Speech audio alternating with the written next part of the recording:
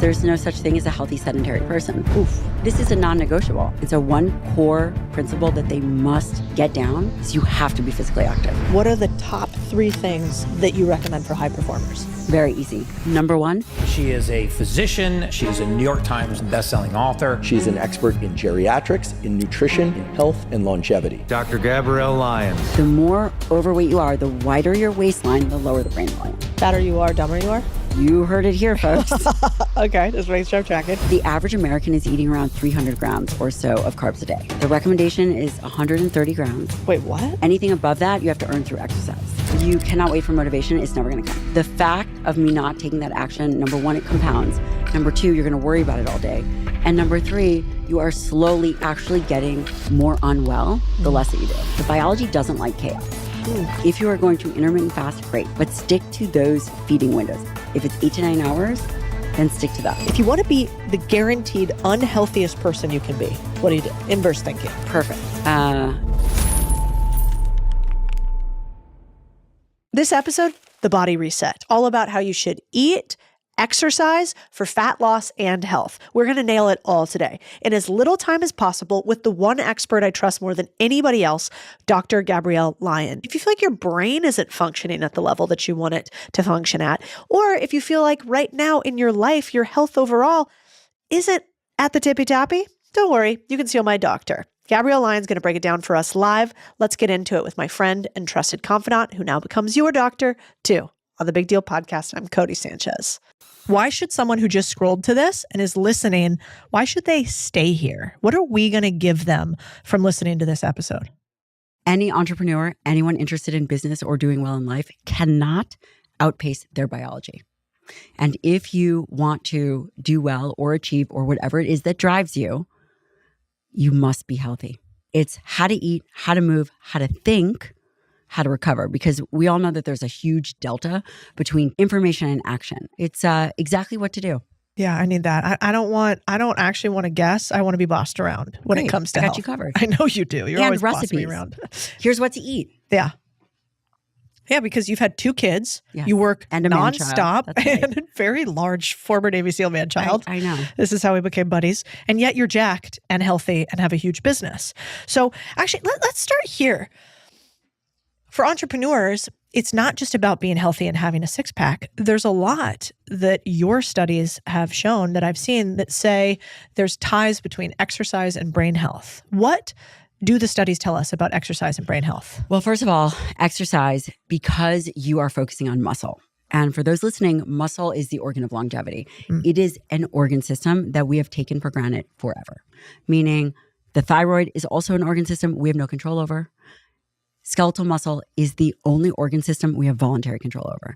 So when we choose to engage in cardiovascular exercise or resistance training, we become smarter humans.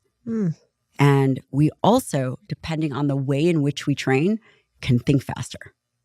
What is the right way to train in order to think faster? Train fast. And does that mean like I'm doing sprints? Yeah, some kind of sprint interval. So here is how I think about training. First of all, here's how I think about muscle. Muscle is the sink for metabolism. For the entrepreneur, they are worried about brain function. They're worried about Alzheimer's.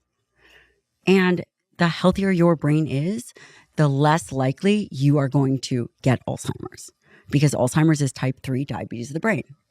If you want to be a good entrepreneur, then you have to have the physical skills in place, which is resistance training, which is a physical skill, to build and maintain muscle.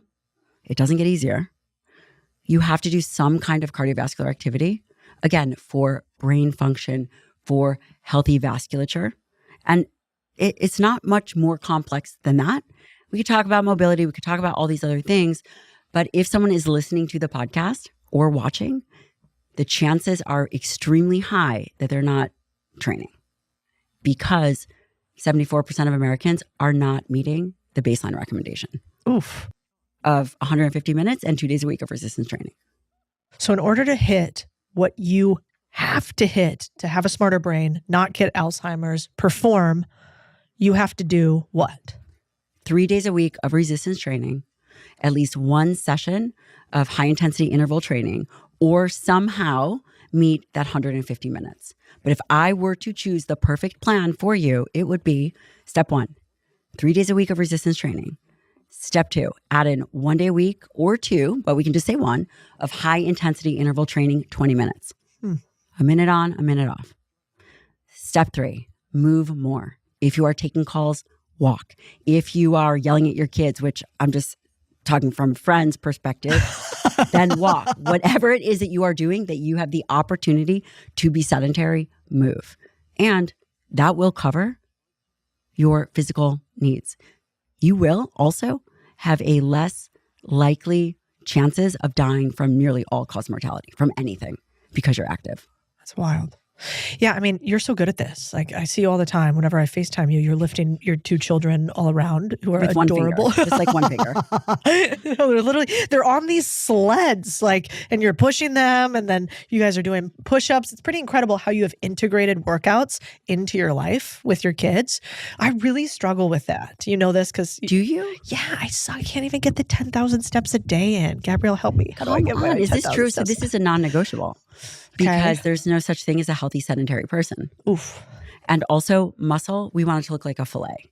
One of the main problems that happens is when we are sedentary, our muscle transitions from looking like a fillet to a Wagyu steak. Which is more expensive, but not great. in And this also instance. not very Fatty. strong. Yeah. Also, it affects, for guys, erections. The more healthy muscle, we just published this paper, and the paper demonstrates that the more healthy muscle mass you have, the greater sexual function you have. Wow. So does that just mean more erections or longer erections? More healthy, harder erections. So now that we've gotten the attention of every single man in the world, let me tell you this. By the age of 40, 40% of men will have erectile dysfunction. Whoa. By the age of 50, 50% of men will suffer from erectile dysfunction. And the cure to it is lift heavy. One cure to it is lift and get your cardiovascular activity, because that's the plumbing. So this isn't like the little blue pill, because I think the doctors get it wrong. They're like, you'll have an erection forever. All the wives are like, please, dear God, no. Can you please? This has been going on over 24 hours. That's a medical emergency. You're like, if it's more than 5 minutes, I'm out. But actually what this does instead, it's not duration. It's like when you want one, it'll come. It'll be there for the period in which you want it, as opposed to some sort of monster penis. Yeah, we don't want that. And by the way, if you also do not use your genitalia, if you do not use your penis, you will lose it.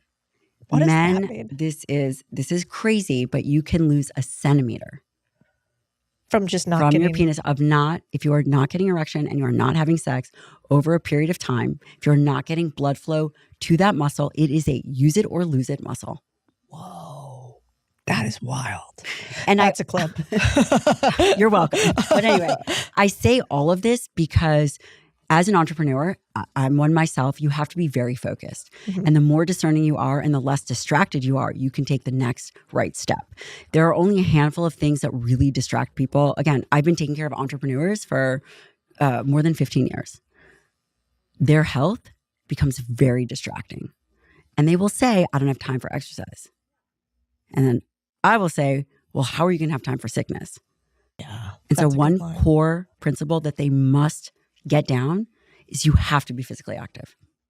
So what hacks do you have for like busy people who have too much going on, who have all the excuses in the world like me? How do we make sure that we prioritize exercise? It has to be non-negotiable. It has to be built into your calendar.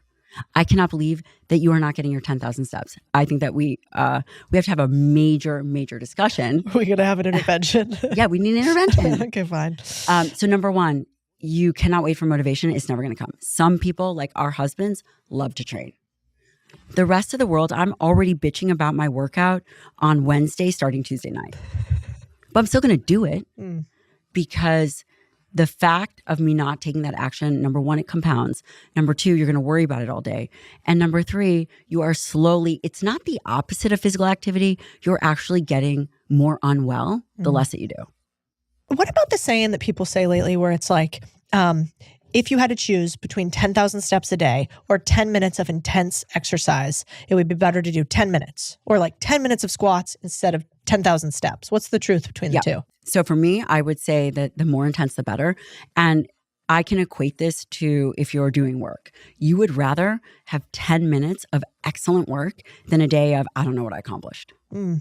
That's a good point. Unless you're my employee, then we want better than 10 minutes. You're like, I'm done. David's like, done for the day. I heard it first here. But it's a really small hack, and entrepreneurs and business owners can not afford to train, because one of the biggest things that take people out is being sick. It's extremely easy to be well. Well, also, I mean, I kind of feel better about that because 10,000 steps actually takes a long time at my rate of stepping, apparently. That's like an hour. Is that true? Yeah. I mean, it's like what, 4 miles or something like that, 10,000 steps, which means that I need an hour walking plus like an hour for my lifting. Plus, I'm working. Plus my husband likes to hang out way too much. You know this. It's the same thing My with kids yours. are about to be here. It's going to be. Oh, I can't wait. Yeah. Just wait till the cameras start crashing. This is like. Hey, you said to bring them, but you couldn't easily, if I were to give you just a few hacks, you can get a treadmill dust. Yeah. You can do that. And they're like $100 on Amazon.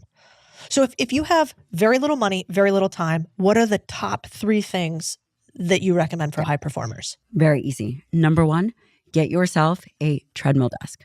Number 2, get either a kettlebell or some kind of resistance band. And number 3, have your first meal of the day, let's just call it a protein shake, set and ready to go.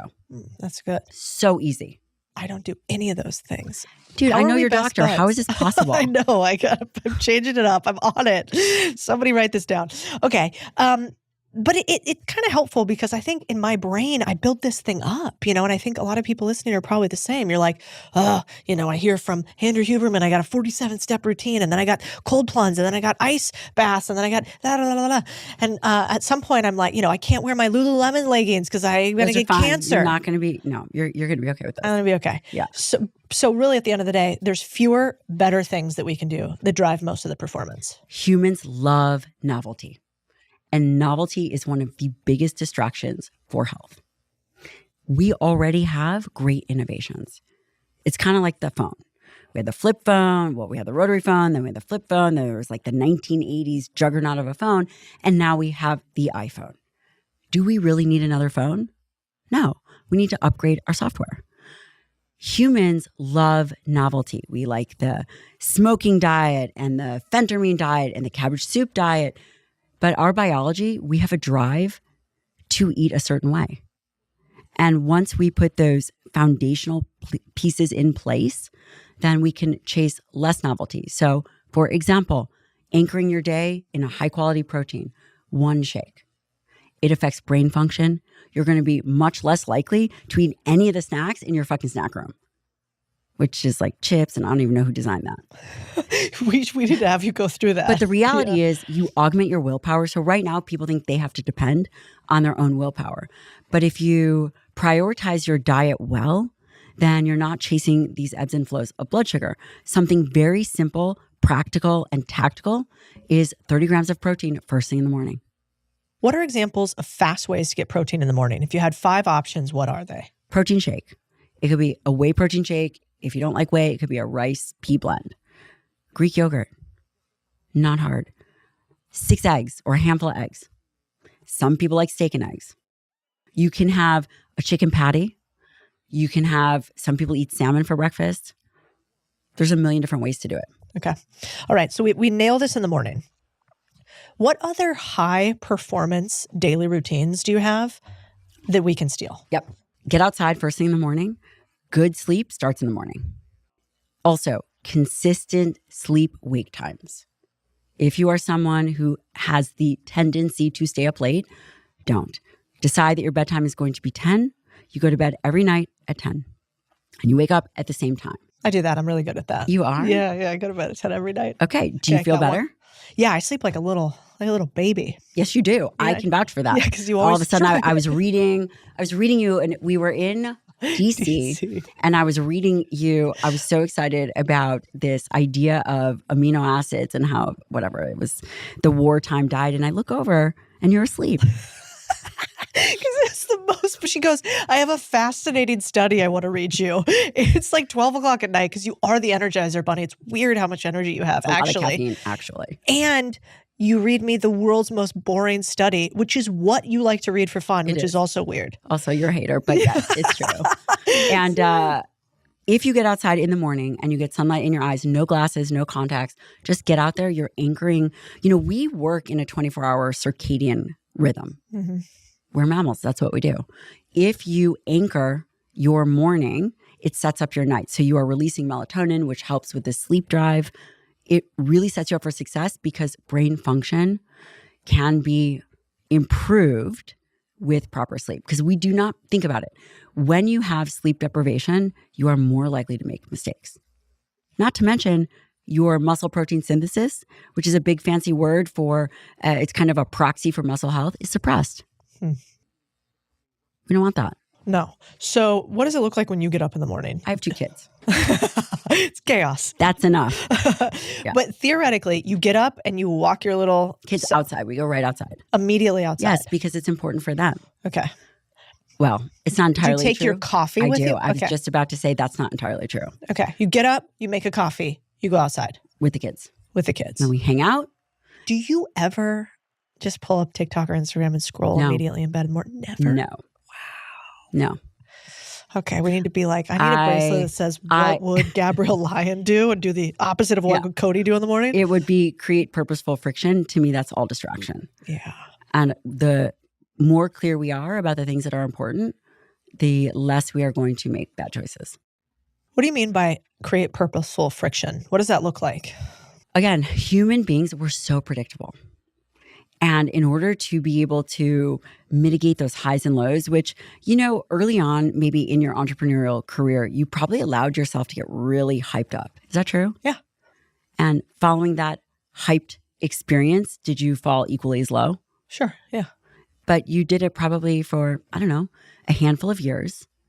But at that peak of you amping yourself up, doing push-ups, listening to loud music before you got on stage or before you closed a big deal, most entrepreneurs will tell me that they feel kind of depressed the next day. Yeah. Yeah. Because they are chasing these highs and these lows. At the peak and the trough, meaning at the peak as high as you go and as low as you go, those are both vulnerabilities. Vulnerabilities as a doctor who cares for these people from health perspectives. That is the moment where you go off your diet plan. You just feel like you need more sugar, or they buy a car or they find a girlfriend, whatever it is, whatever their vice is, they'll go towards that. Similarly, when they are low, they are much less likely to make good physical choices. They are not going to, after a big event, go exercise. But if they were to do those things, then we don't have to spend 4 months trying to get you back on track. But it's predictable. So how do we build up our kind of vulnerability body armor? We don't do it at the big event. Mm-hmm. We do it before. So I'm going to give you 3 things that you can do. Number 1, you create purposeful restriction. Meaning, I love caffeine, I love loud music, and then I'll go work out. But all of that helps with dopamine release. So it fuels to that drive of wanting more. I flip a coin. Heads, I get it. Tails, I don't. Interesting. Annoying. Yeah, very annoying. But can you imagine after the 5th time of doing that, you're way less annoyed. And you can do it in any area of your life of something that you desire. For example, Starbucks. Flip a coin. Heads, you get it. Tails, you don't. And I encourage people to try this because we are of the culture to just get. But it doesn't help us when we need to mitigate those highs and lows. That's great. So you kind of take the offers off the table. It's like, it's not up to you. It's up to this coin flip. That's right. And then I just keep my promise to myself. I like that. You talk a lot about sleep. I think this is super important. I was reading a article the other day that we have a sleep epidemic in tandem with what you talk about often, which is a health epidemic. Like people are sleeping less, their sleep quality is worse than ever. If somebody's listening to this right now and saying, I literally cannot sleep, I'm suffering from it, what else do you do? What do you tell somebody to do who's suffering from sleep? Yeah, a lot of people are not sleeping well. And to be frank, I don't actually love sleeping, but you have to do it. Here's a handful of things. So number 1 is wake up at the same time and go to bed at the same time. Limit overhead lights and a lot of stimulation. Number 2, it's not great to have these huge meals before bed, but one of the things that we've seen in our clinical practice is people get hypoglycemic before are actually in the middle of the night. So about 4 hours after people fall asleep, we see that they oftentimes get reactive hypoglycemia, which is just a big word for low blood sugar, and it wakes them up. So having a mixed meal, maybe a handful of carbohydrates and a handful of protein, you don't need to overcomplicate it. A handful of both could be yogurt and some fruit. And then you go to bed, you're much less likely to wake up with this reactive hypoglycemia. Is that what most often happens with people who are sleeping? It's they wake up in the middle of the night, not that they have a hard time falling asleep? They do. Interesting. And they could wake up from sleep apnea. Mm-hmm. If you have bigger than a 17.5-inch neck, you probably have sleep apnea. No. You do not. Everyone's checking their neck. Okay. If your partner snores, they probably have sleep apnea. Yeah, I think Chris has sleep apnea. Well, yeah, of course. Every team guy I've ever met has sleep apnea. Yeah. But, they kind of don't like when they go to bed wearing the mask and the earplugs and the eye mask, they look like they're ready for takeoff. Yeah. It's just kind of like instant birth control. But still, it's really important because the data shows. So when I was a fellow, so I did my fellowship in geriatrics and nutritional sciences at WashU. And one of the risk factors for Alzheimer's was very poor sleep over time and sleep apnea. Interesting. So what do you do if you have sleep apnea? You get tested and you get treated. And that is not just mouth tape. No. Oftentimes people need to lose weight. Some people, it can be positional. And some people just have the kind of sleep apnea that requires an intervention. And there's nothing wrong with it, but you have to get tested. And you can do at-home sleep tests. It's not a big deal. It's super easy. Some of the biggest challenges in business don't come at the starting line. They come when you're ready to grow. Hiring an operator, expanding to a second location, upgrading your equipment. And yeah, those moments make for great stories later, but when you're in the thick of it, they're brutal. That's why SoFi built the Small Business Loan Marketplace to help owners like you scale without the stress. The SoFi Small Business Loan Marketplace is your one-stop shop to search and compare real financing options from trusted providers so you can scale faster. And there's no hit to your credit score for searching for financing. You could even get funds as soon as the same day as you're approved. The next generation of business owners aren't growing by draining their savings or juggling credit cards. They're growing smarter with financing that fits their business. If you're ready to grow, head to SoFi.com/Codie and see what's possible. And thanks to SoFi for sponsoring this episode. I want to ask you a bunch of rapid fire questions, actually, that I've been wanting to ask you for a while. So this is for me mostly. Yes, I wear deodorant. Oh, you do? I'm so sorry. Is it organic though? Nope. Yeah, it is. It is, right? Yeah, is that true? Sometimes it doubles as hand sanitizer, but yeah. Oh, my, actually, I know this about you. You've given this. Oh, share this hack. This is such a good hack. Okay. I was smelly one day. Kids, don't try this at home. But if you have an organic hand sanitizer that is mostly alcohol, it also doubles as deodorant. Yeah, which now, is not mouthwash, but definitely deodorant because I've tried it. Yeah, and you gave it to me. Yeah, and I didn't. I thought it was actual deodorant. And I used it for like a week straight because you didn't tell me. That's I trust you too much. Okay, so you do use deodorant, but you don't use non-organic ones because there is some data that shows that it's linked to cancer. Well, there are a lot of environmental exposures, and I want to be very careful. There is the information overload. Everything is toxic. So there's kind of these two camps that everything is toxic. You have to eat organic. And then the other group that is organic's a waste of money. Don't worry about all this stuff. It's okay to have dyes. And I think the truth is often somewhere in the middle. But what we do know is that a lot of the stuff that we are using, it does contain a lot of chemicals. And this is true. It is probably the amount that we are using over a lifetime is probably not what we are using, say, a month at a time. For me and our household, we try to do as natural as possible. Yeah, so you're not going to be sponsored by Celsius. I'm waiting. But again, so Celsius, say the big deodorant companies. So Celsius, artificial sweeteners, is another big, for example, hot topic. I don't think the data is very strong that most artificial sweeteners are negative to the brain or the human body. Really? Mm-hmm. So you actually, you do drink as much caffeine as a 300-pound bodybuilder per day. So maybe the other question is, I saw a video the other day that I was like, whoa, this is a title. And it was, is caffeine killing us? No. No.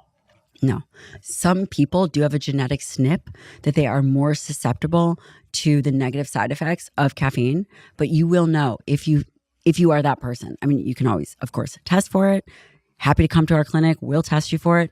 But the reality is caffeine in a moderate dose is not going to be detrimental. Yeah. What about, is caffeine bad for women when we're trying to get pregnant? I read another one saying coffee's bad for pregnant women. So you just want to steal all my joy. I'm sorry. When I was pregnant, I did not go over 200 milligrams of caffeine. What about before you were pregnant, like trying to get pregnant? I'm not pregnant yet. Sign me up. Yeah. Interesting. God, there's so many things. Okay, how about this one? Are Lululemon's making us infertile? Are Lululemon leggings making us infertile? If I were to put and rank the hierarchy of what is causing infertility, and let's say what is the number one cause of female infertility?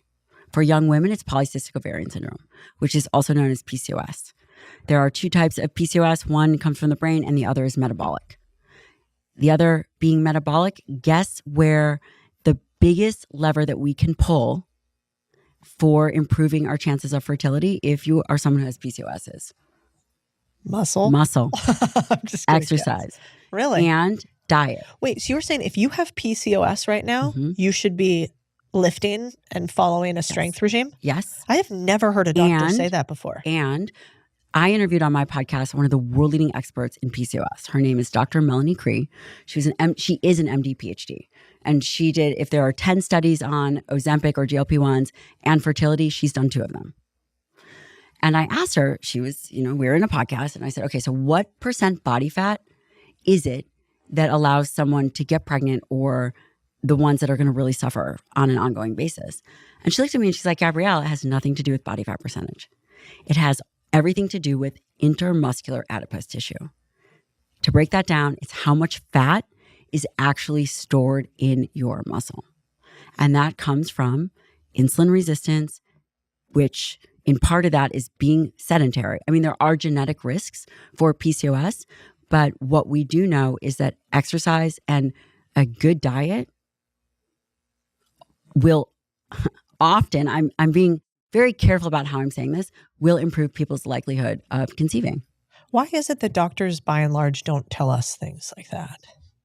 It's a lot to ask for someone to be trained at an expert level in multiple domains. In order to become a physician, you're already going through 4 years of undergrad, 4 years of medical school, then training, and then a fellowship. To also ask that person to be an expert at nutrition is a lot.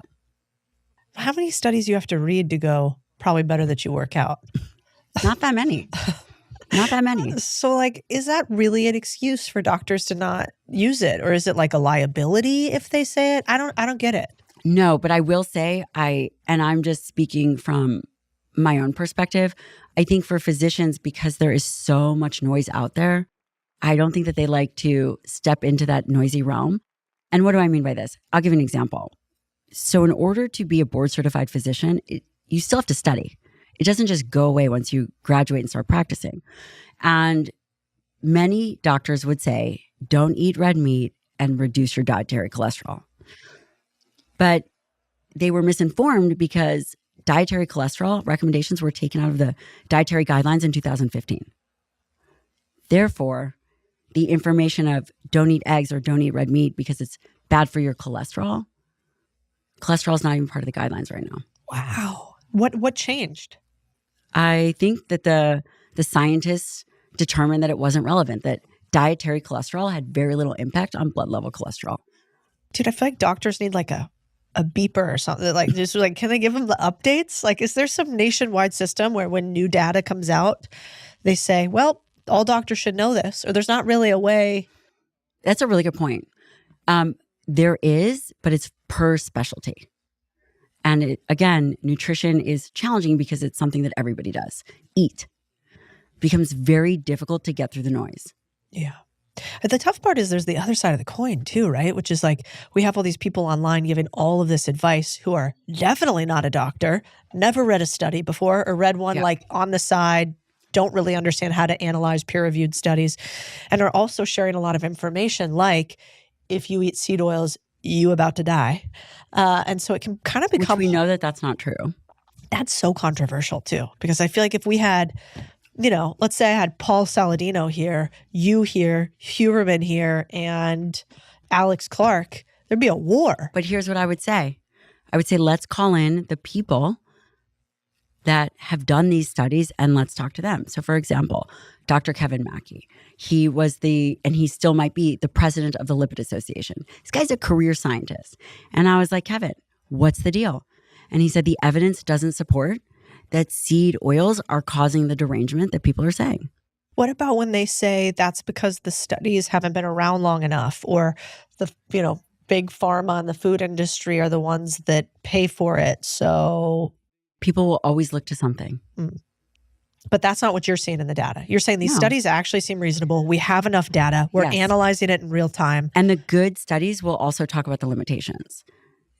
And we also know that whole foods are a great choice. And if we think about that, then we can become less hyper-focused on these little things. So the issue isn't food dyes. The issue isn't seed oils. The bigger issue is, how do we feed for human health? All these other things are distractions. Then why, when I go to Europe, can I eat all the bread and all the food and I lose weight? You're probably walking more than 10,000 steps. Well, it's probably about 2,000 here, about 12,000 there. And also you're probably eating from whole food sources. Maybe you're getting outside more. But the reality is, it's very difficult to hyper focus on one thing. It would be like for the entrepreneur, the one problem in your business is just because of this. You have a really rude front desk person. And you're like, no, you guys are not taking care of your taxes. You don't have good lead gen. There's I could find 100 other reasons, but the foundation is your business is not set up well. The same is for nutrition. Yeah. Okay. What about, I heard a study the other day that said loneliness causes dementia. We are, and I actually saw that study, so we are social creatures. And I don't know if it's loneliness. I mean, I think that that's probably subjective and they probably use survey data, but we do know that not being in relationships and having relationships around you is a risk factor for depression and anxiety and dementia. And so what's the solve for that? Hang out more. I like that. But not necessarily. It's interesting. So when I say hang out more, and I haven't seen this data, but we're not talking about social media hangout, having real relationships with real people that you can count on. Because AI is coming in and take over. And people are creating relationships with AI bots. And it is very disruptive for the human connection. What does the data tell us about AI relationships or parasocial relationships versus in-person relationships? Like, does one supplement the other? If I'm talking to my AI all day, if I'm on Instagram all day, and I feel like I'm engaging with people, does that actually feel like engagement in my body? It's not the same, but there is data to suggest that you do have that same feeling, but it is it is not the same. And I think we're also going to start to see more of that data as well. So like for our health factor, it doesn't make me healthier and less lonely to engage online, but it does make me healthier to engage in person. Yes.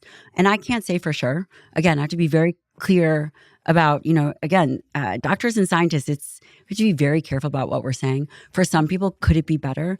Yes, but I think that it will always be better if you are engaging in person, because we have nonverbal cues. Yeah. And we are somewhat of a connected nervous system. Our eyes connect. I mean, this is how we communicate. It's not just verbal communication. You cannot do that with a robot. Yeah. Well, and then obviously, aren't there a lot of studies out there about physical touch too, Yes. and how important that is? Yes. And so if we're completely replacing physical touch, I imagine that can't be great. I mean, I saw it with my grandparents, for instance.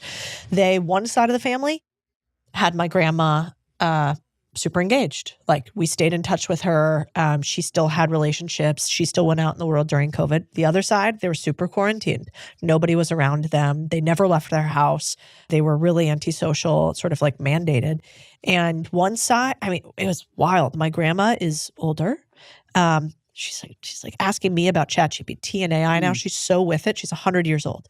The other two, I mean, we lost them the last 5 years. Complete dementia, like lack of idea about where they are, not able to really use their own faculties at all anymore. And of course, this is all, qualitative, not quantitative. But it was hard actually watching it and seeing them completely decline almost the second that they stopped having interaction. And I personally was like, I'd rather die from COVID than like slowly decline in dementia because I'm by myself. Yeah, it's really tough. And there are other factors that we know. So for example, physical touch releases oxytocin. And oxytocin is what we think of as that bonding hormone. If you are sitting in a chair and have the massager chair, you don't release the same amount of oxytocin. And there are biological and physiological differences when you are engaging with human connection. So if they're not getting any of that, they're not having oxytocin release. And what does oxytocin release do? Is that good for your brain, essentially? It is good for your brain. It's good for your mood. Yeah. It's, think about it. Women release oxytocin when they have a baby, when they have sex, or when they orgasm. Good clarifier. You can also take oxytocin intranasally, which you can. Wait, what? Yeah, for mood, for milk letdown. Men and women can take it.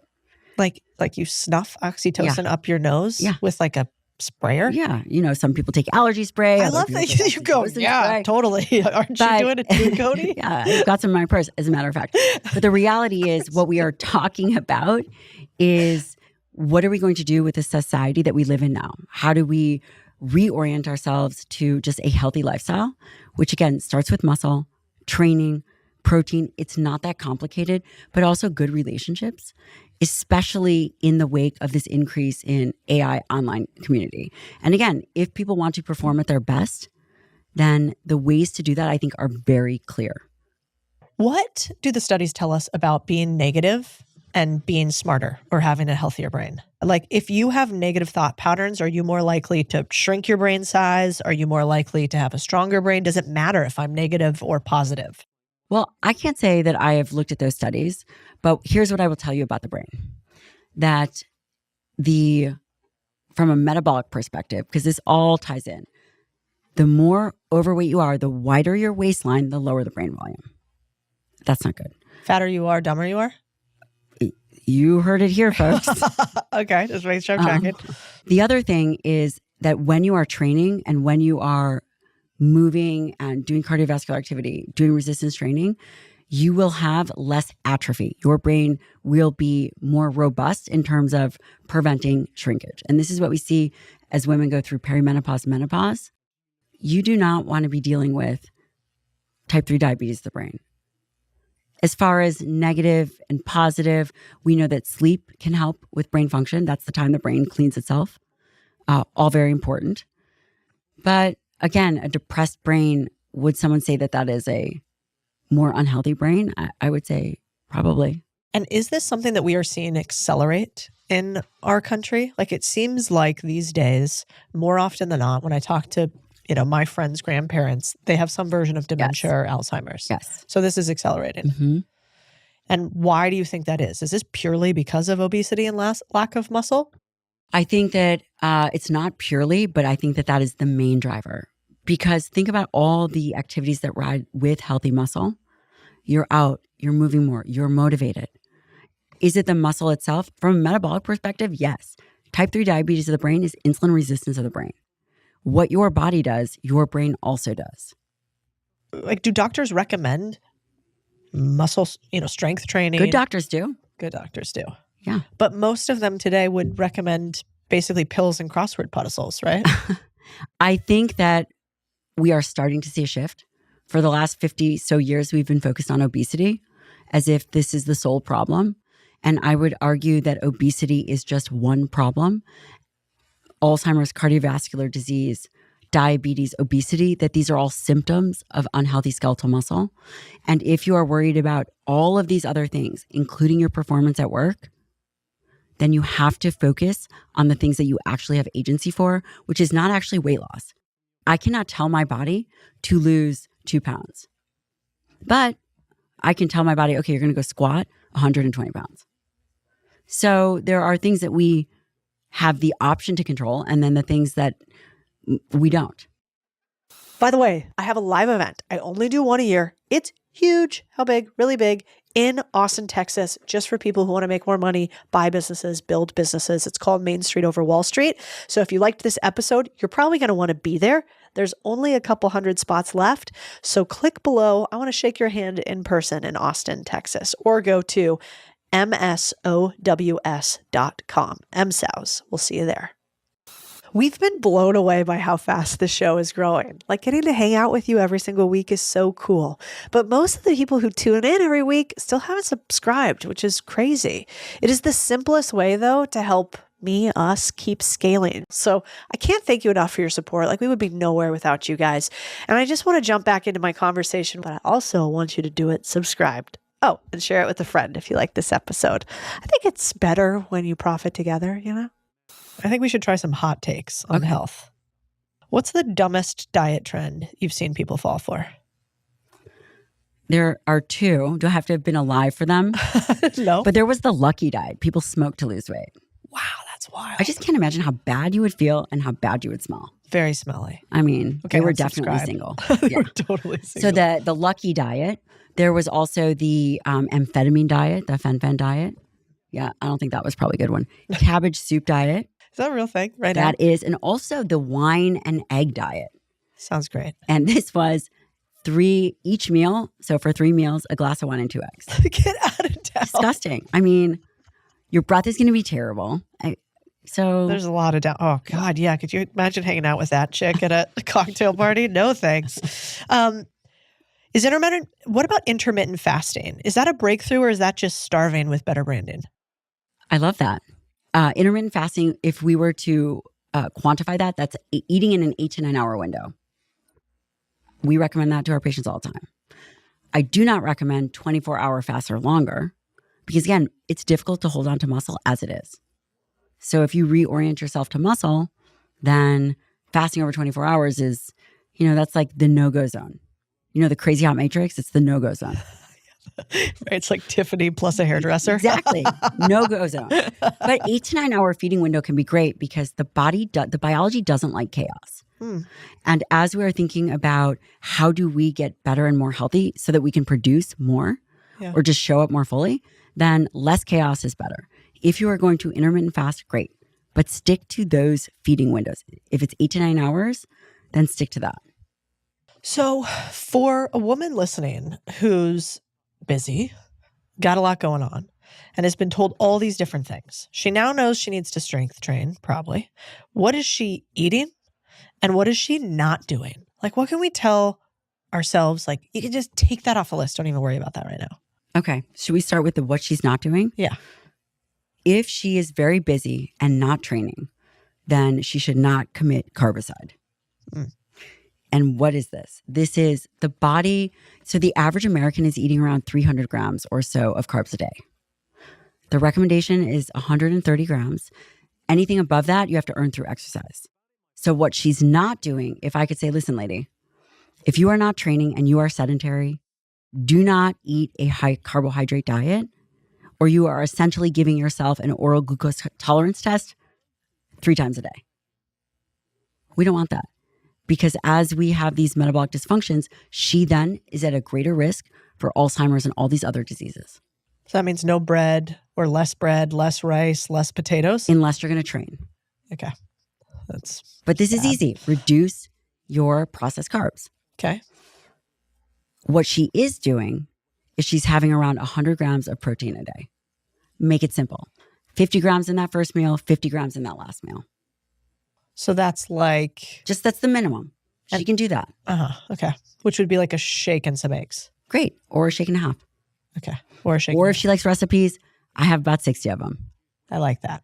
Where would we go to get the recipes? This playbook. Where let's be more specific. Oh, yeah, what okay, playbook yeah. and like... Well, you can come over to my house, come under the tree. Just kidding. They can get it on Amazon. It's the Forever Strong Playbook. It's the book that I wish I had. It has how to train, exactly what to do, exactly how to eat, exactly how to think about all these concepts and how to recover, which no one does, in a very concise manual. Yeah. So you don't have to read because the Forever Strong book is incredible. It's dense. You'll fall asleep. You fell asleep. No, I read it and I You listened kind to it on audiobook. You Okay. kind of fell asleep. No, Yeah. I did not fall asleep. But if I could just get the playbook of only what I'm supposed to do, I'm on it. Yeah. Like, so, okay, we'll include the link below and then Forever Strong Playbook anywhere you go and buy it. Here's my question. Huh. You see entrepreneurs all the time and business owners. Uh-huh. What is the disconnect between actually taking the action to get healthy? They will never outpace their biology, ever. Why, if you know this is going to make you a better business person, and if we think that entrepreneurs are like these modern day warriors, because listen, they can suffer more than anyone else that I've ever seen. So take out the military. Like, look, you guys are in your own whole other category. But entrepreneurs can suffer more pain, more loss, are willing to take risks. Yeah. Yet you ask them to do 100 push-ups and they're like, I'm out. I don't know. There's something wrong with our brains because I'm the same way. It's so. I think maybe it might be the difference between like acute and what is that called? Like continuous stress. Chronic, yeah. Chronic. Like we do really well, I think, with chronic stress and like chronic. We're like a bunch of marathoners. We're just over here running continuously in our business. But when you give us acute stress, which would be like acute physical stress, so like I got to go do burpees or work out with Gabrielle. It's just like for some reason it seems like it bothers a lot of entrepreneurs. So I think there's that. One, we're marathoners, we're not sprinters in many ways. And then I think the next thing is just habit stacking. We've habit stacked for so long our number one priority as being business related or money related that, we just have to rewire our system to say, no, this actually makes me money here. But it's very hard to see the direct line correlation between my workout and my balance sheet. That is somehow we just lose all causation between the two. But what about getting that right meal in? Yeah. Because a lot of entrepreneurs, you call them right after lunch, 90 minutes later, they're napping under their desk. Yeah. But if you can just get that one meal right, you'll feel better by the next meal. Yeah, it's totally rational. It is.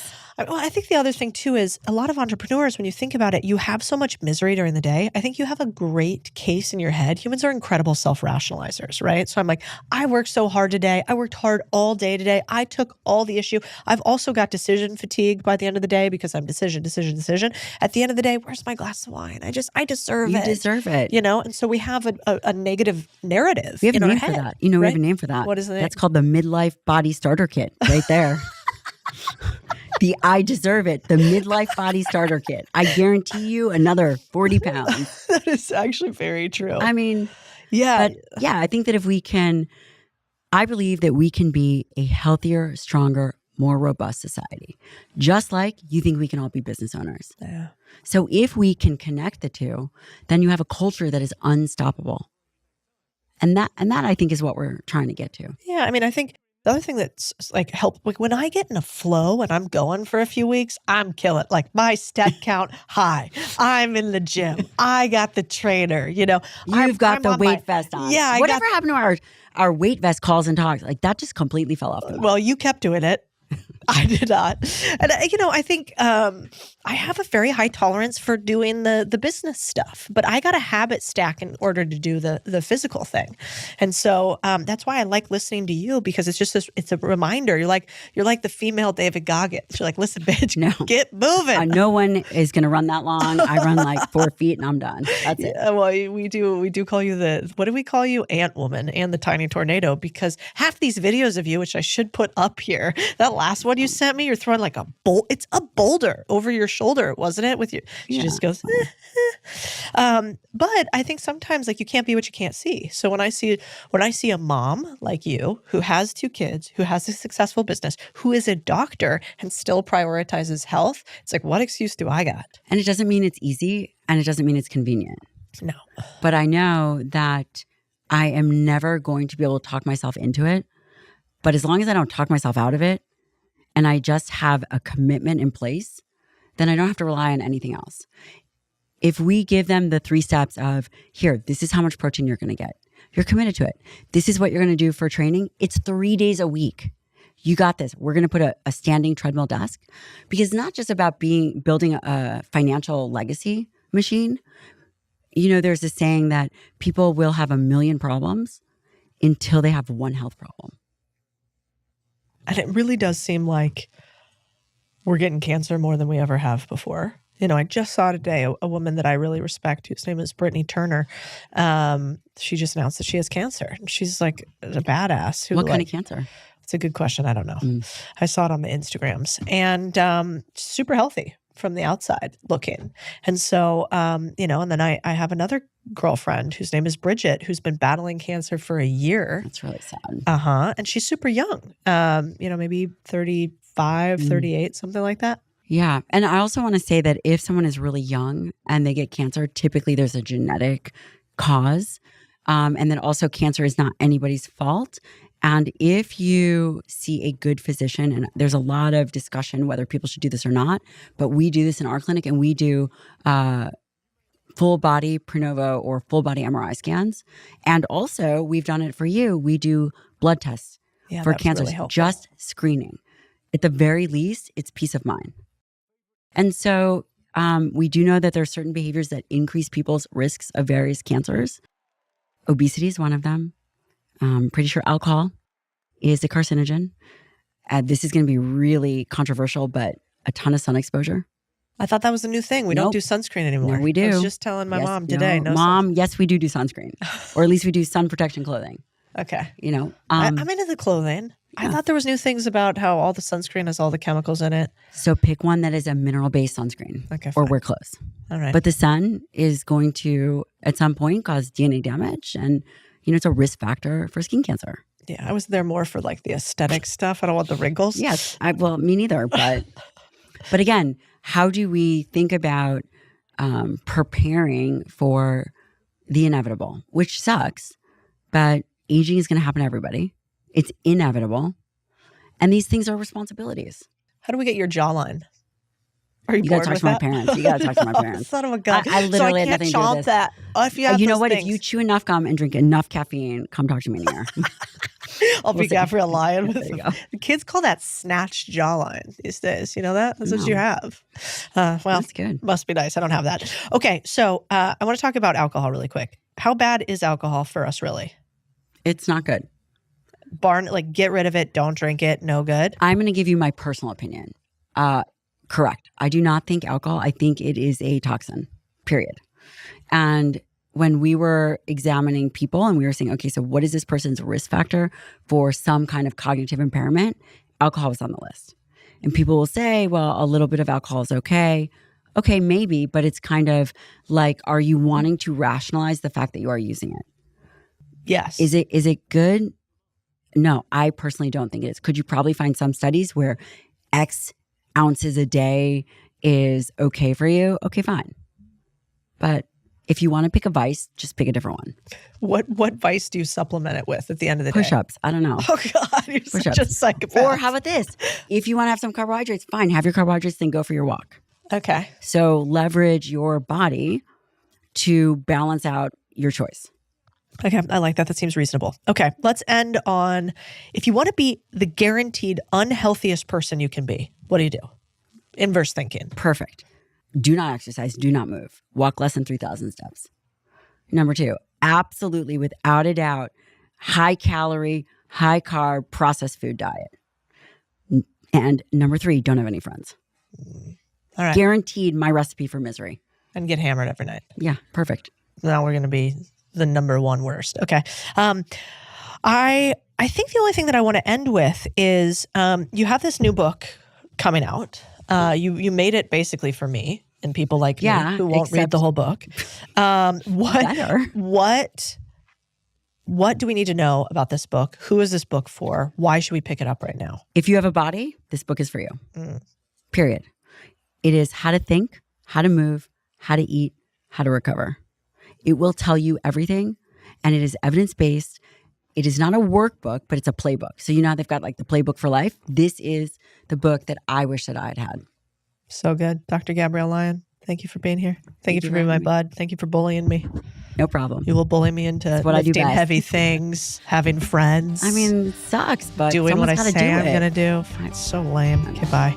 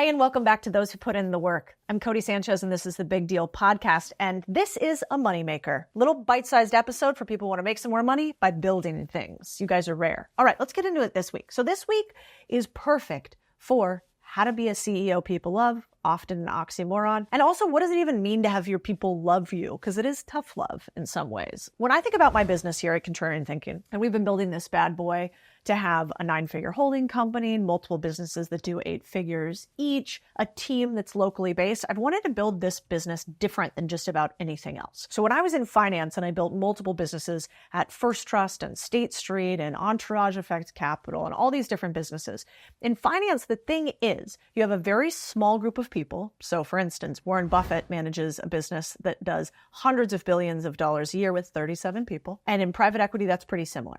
So you have these small teams that are super high performing. You really don't have a lot of entry level or low level talent. People come to you fully baked. You also typically in finance have very strict incentive structures. So like if we do this deal and we make money, people make money. And so it's very direct one-to-one correlation. This is important because most businesses aren't run this cleanly. And so as I've built a media business, I've realized, oh wow, the way that I build this business has to be totally different.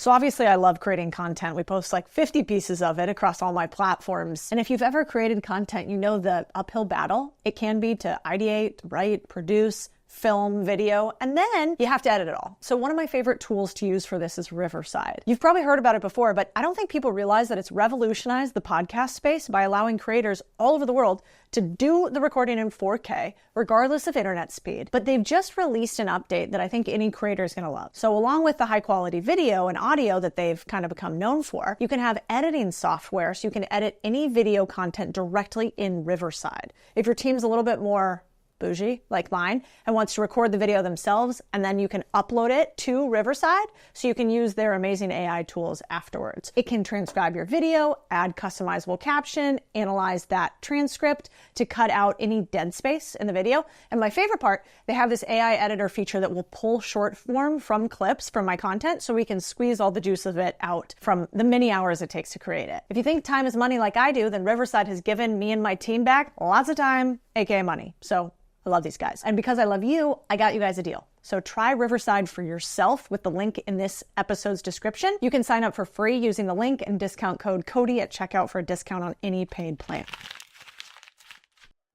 I cannot be the type of CEO I was before when I ran a finance company. And I was like, hey, you either hit these numbers by the end of the week, you either hit these numbers by the end of the quarter and you make millions, or you're fired, which is really how finance works. It's like you either are a top performer and you make millions of dollars, or you're fired, or we burn you out like crazy. So when I worked at Goldman back in the day, we worked 70, 80-hour weeks. There was no time off. We were in the office nonstop. I was in a cubicle all day. I had to wear a suit the entire time. I was always in before the boss. I never left before the boss left. That was just like what was expected. And now the culture has actually shifted, and I do not think you can run teams like that anymore, which is probably why the biggest consulting and financial companies have the highest turnover. Goldman Sachs used to cut 20% of its staff every single year, no matter what. Dead. And the big top performers, on average, an analyst stays at Goldman about 2 years, which is about how long I lasted. Anything past that does show that somebody has a high level of grit and dedication because it's super tough, but it's also not that much fun. And, I was talking with one of my other girlfriends she stayed at Goldman for a long time. She became super senior at the company. And she said it was really interesting because she watched one of her fellow MDs when her mother got sick. She had to take a lot of time off. She was in investment banking. And when she had to take a lot of time off, her colleagues started slowly stealing her investment banking clients. So she had this woman that had been at Goldman for 10, 11, 12 years and had committed her life to Goldman. Like no kids, no marriage. She was married to this place. She made a lot of money for it. But the second that she couldn't pour everything back into that business, her friends, her colleagues started stealing her clients. And I think that is a perfect example of why those cultures don't last long term.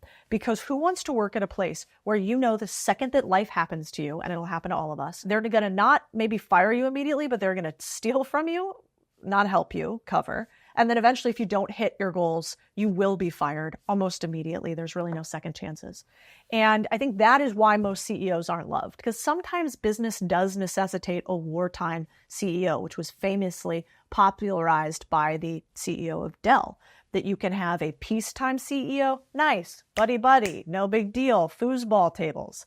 That was everybody in tech up until the last 2.5 years. And then over the last 2.5 years, we've realized, oh my God, we have to hit our numbers and become profitable. And so people turn and become wartime CEOs. I think you have to have a mixture of both. Today, I want to dive into some ways that you can lead with a little bit more love. And maybe a word that I don't think is used enough in leadership, which is humor. So I think humor is one of the most underrated business tools that we have in relationships, in life, in everybody. I do believe the truth that you shouldn't call people in your business your family, because at the end of the day, you're probably not going to fire mom and dad unless they're really fucking awful, but you might have to let somebody go from one of your businesses. Now, I do think you can say that they are your friends, and I do think you could say that they are your team.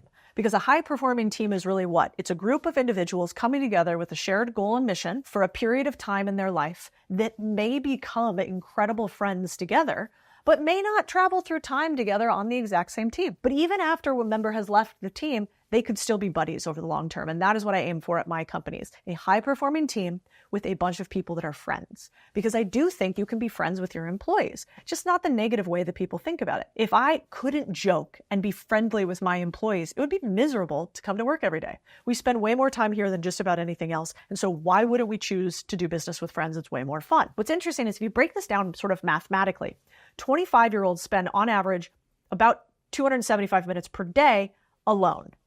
But the next biggest segment, they spend about 200 minutes or 2.5 hours a day with their colleagues outside of work. So the average person spends about 90,000 hours, they say, of their lifetime at work. So if you do not get to work with your friends, then what are you doing for the entire day?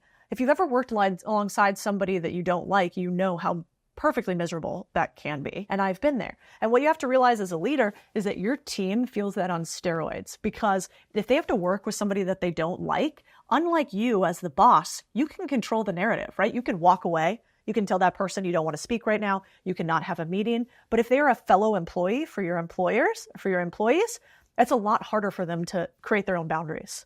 And so every time you have somebody that your teammates do not like, it's one thing. They don't have to be best buds. But if there is something toxic happening in the culture, you've got to move them on. Because I truly think that half the world's problems for young men and women today could be solved with long nights, building something that they care about together, becoming better humans. And so that includes friends. So how do you bring humor into your business and into your employer?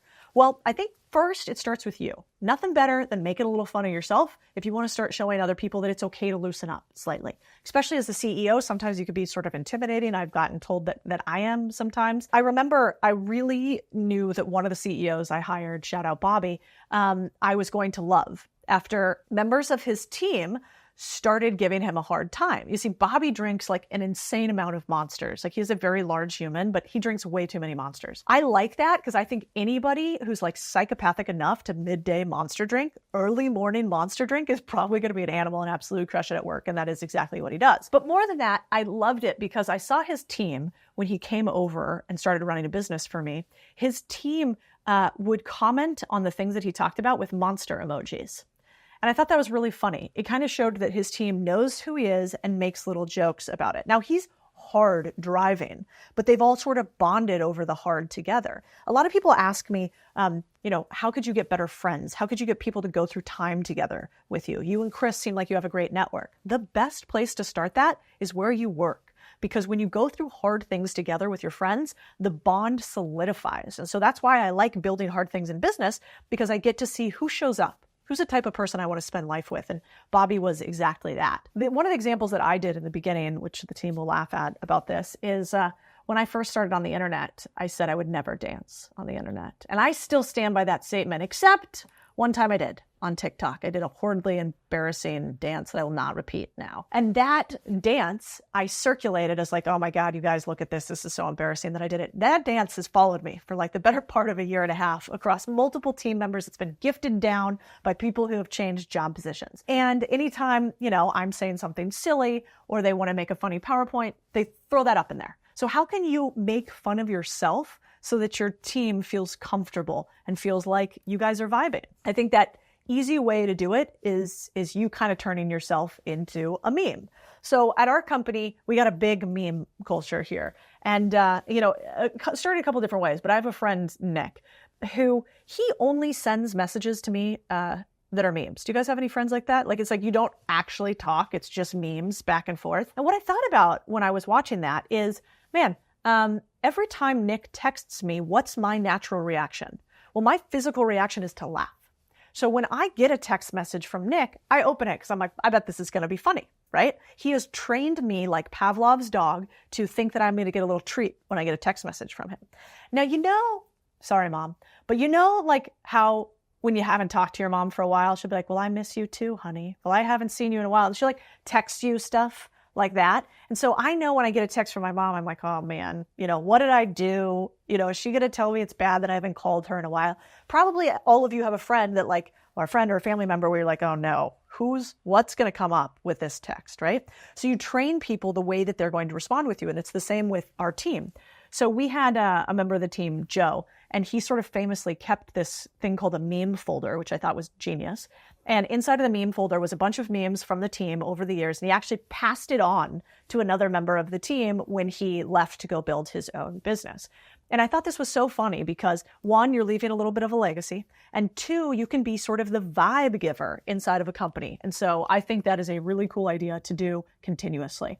One way that I install memes sort of nonstop and what I do is I think about selling inside of my company just as much as I think about selling outside of my company.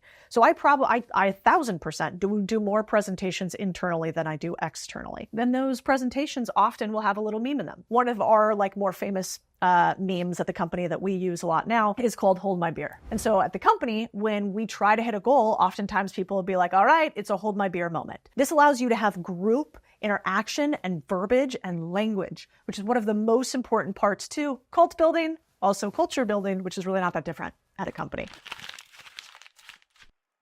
We just took our portfolio company insights and put it into a step-by-step scaling course for you and anybody wanting to scale a small business. It's linked in the show notes if you're looking to grow your business to make a little bit more money with less pain and more profit. This thing is for you.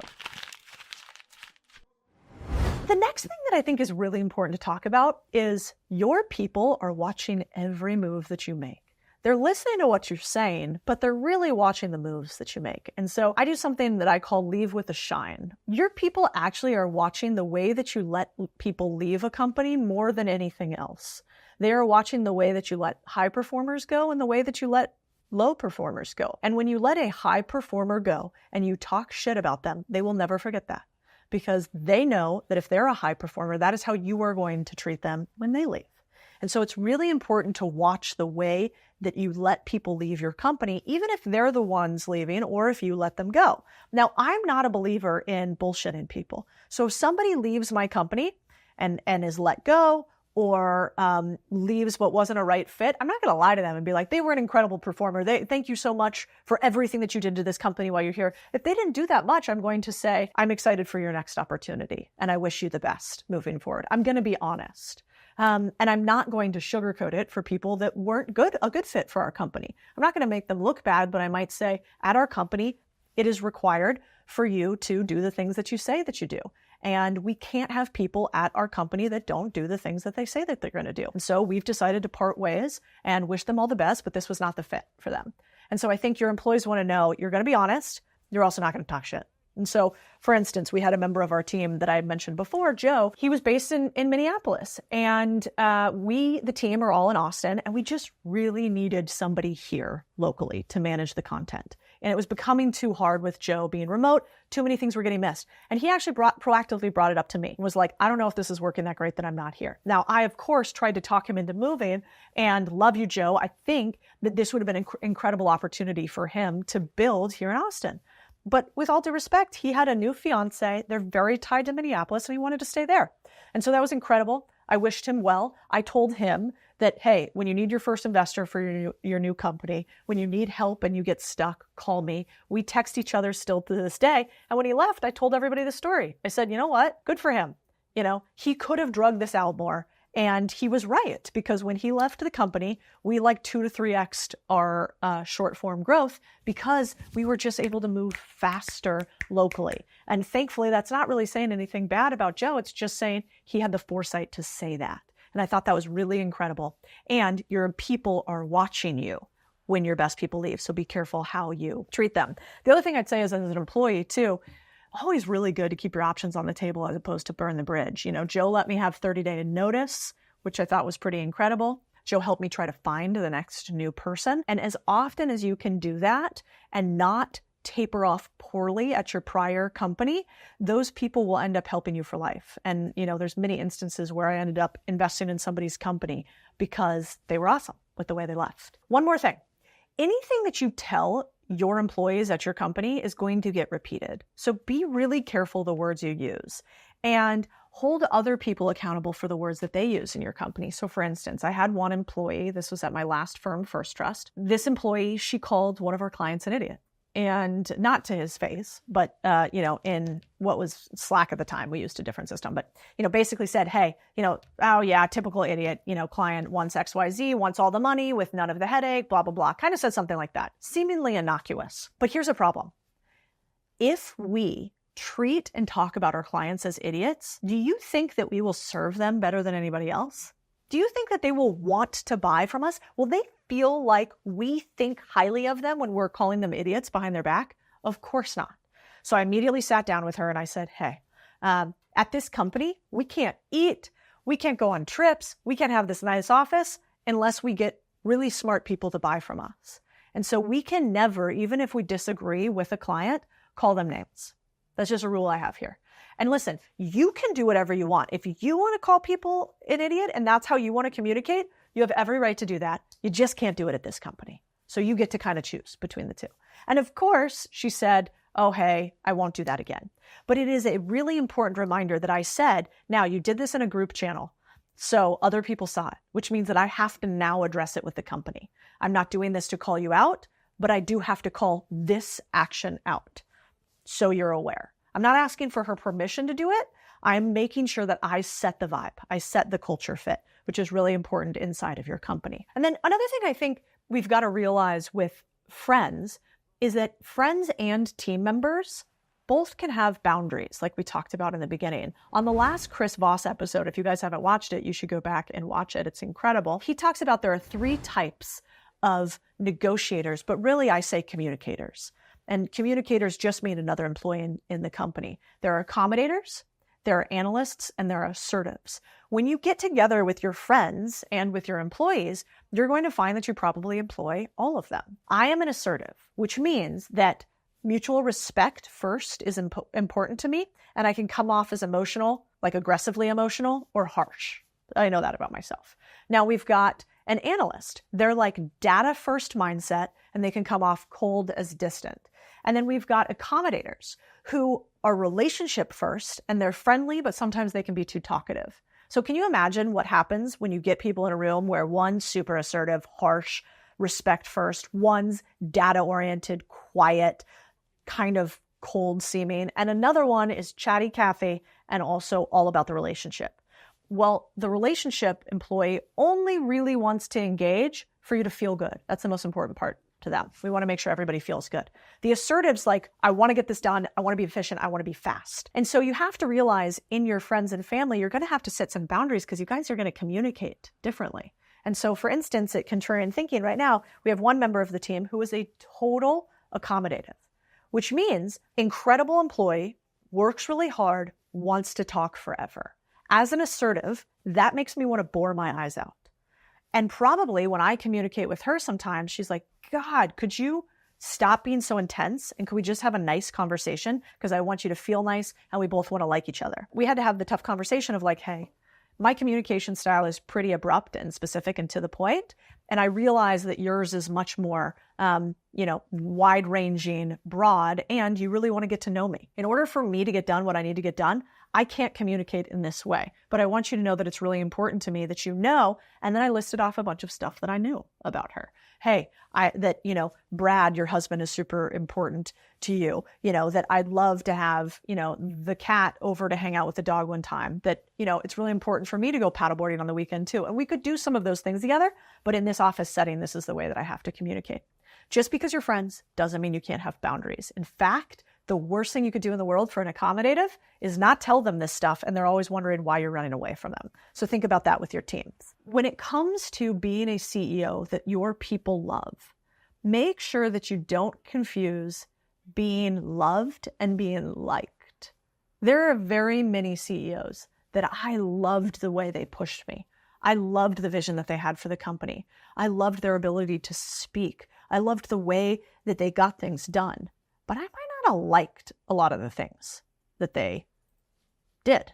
I might not have liked them as a human. We might not have been best buddies. The hard part about being a CEO is you got to give people the tough truth, or what I call sort of the tough love. And the tough love in some instances is in things like, I had an employee, she was at my financial company, and she could have been amazing. Like, she just had that fire in her, you can tell. She always did what she said she was going to do. She was going to be one of my MDs, my managing directors in Latin America. I wanted to promote her badly from an inside sales rep where you're in the office making phone calls all day to somebody out in the field that goes and meets with financial investors. And that's a big change. We're talking a difference from making, $150,000 a year to you could have made $1 million a year in the outside sales rep role. And this young woman had just gotten married, and her husband was also in finance. And her husband was not very supportive of the thing that she wanted, which was to go and work in Latin America on this incredible opportunity and potentially make $1 million a year plus. And I sort of watched her wither away from the person that she could have been, trying to be the person somebody else wanted her to be. Now, there's no more sacred union than a husband and a wife, and I would never get in between the two of those. And so I really kept my opinions to myself and just said, hey, this is an incredible opportunity. This is what it is. You need to think about what works for you. But eventually, she said no. She got passed up. Somebody else got the next role, and she eventually no longer worked at the company. I think probably it's pretty painful to watch somebody else achieve your goal when you know that you could do it. And I always remember that, because at the end, right before she left, I sat her down and I said, I do not want to push you one way or another, but I want you to understand what you're giving up, because at least then you'll never have a regret if you make a decision based on having as much context as you can. And we talked about the situation, and we talked about the business and the opportunity, and she still decided to go the other way. And, I'm not going to get into her personal life or what ended up happening from there, but needless to say, she did not love that conversation where I said, I think that you are going to regret this decision, and you need to at least have a very hard conversation with your husband about it and make sure this is what's right for your family, because you probably won't get another shot at this, at least for another 5 years. You as the leader sometimes have to do the thing that nobody else wants to do, which is tell people the truths, even and especially when they're not going to like it. All right, Moneymaker series, how to be a CEO that people love, and sometimes the CEO that gives people tough love. The difference between a business that you hate and one that makes you a lot of money and is fun are your people. And if you don't take care of them, they won't take care of you. And that I can promise. If you haven't subscribed to the channel, make sure you do. Make sure you give us a little review wherever you're listening to it. That is the only way we grow. And I want to make sure that we make some more podcasts for you guys. So tell me in the comments what else you think we're missing, what else you want to cover, what other burning questions you have. And those questions will become the next podcast. See you next time.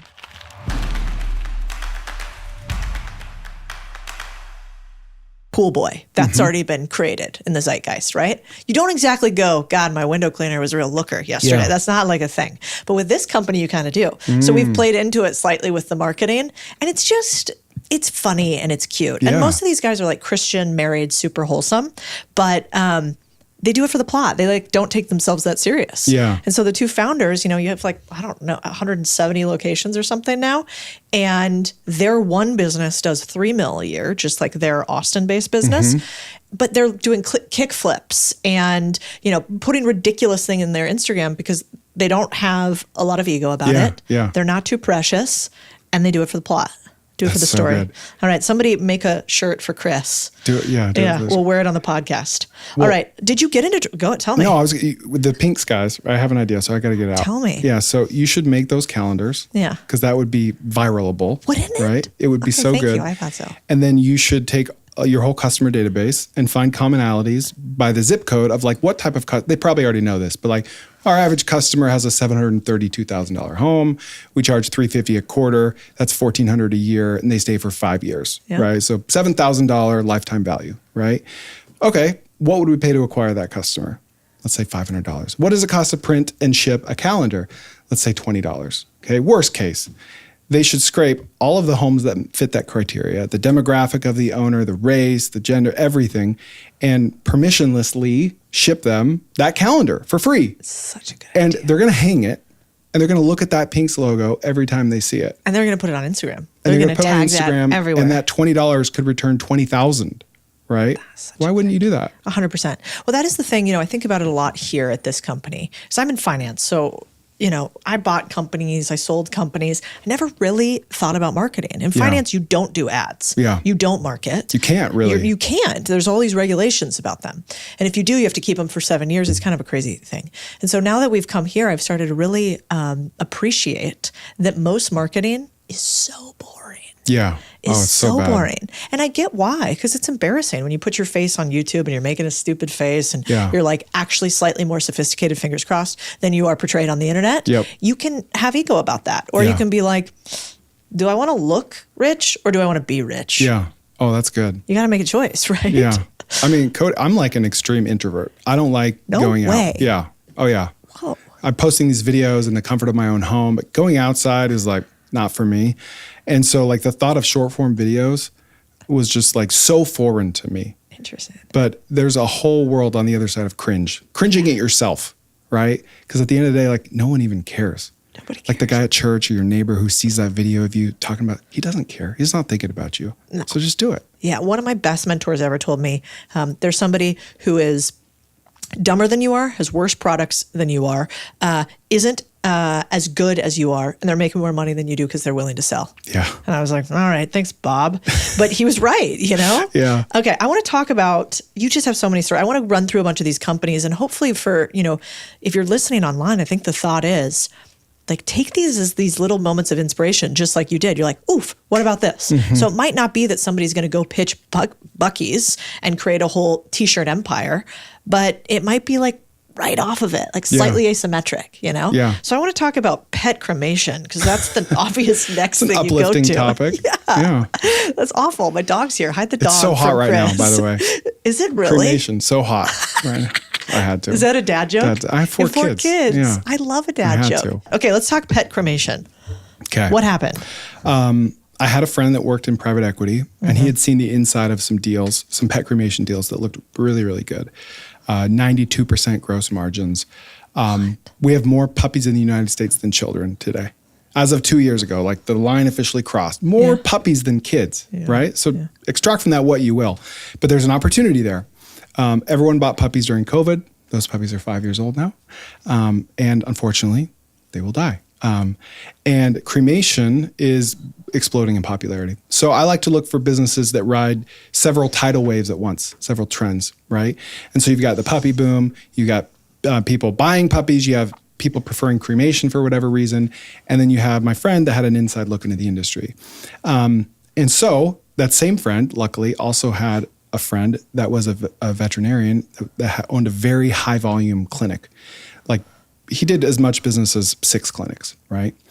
And he was able to say, hey, if we start a pet cremation business, would you work with us instead of who you're currently working with? Sure.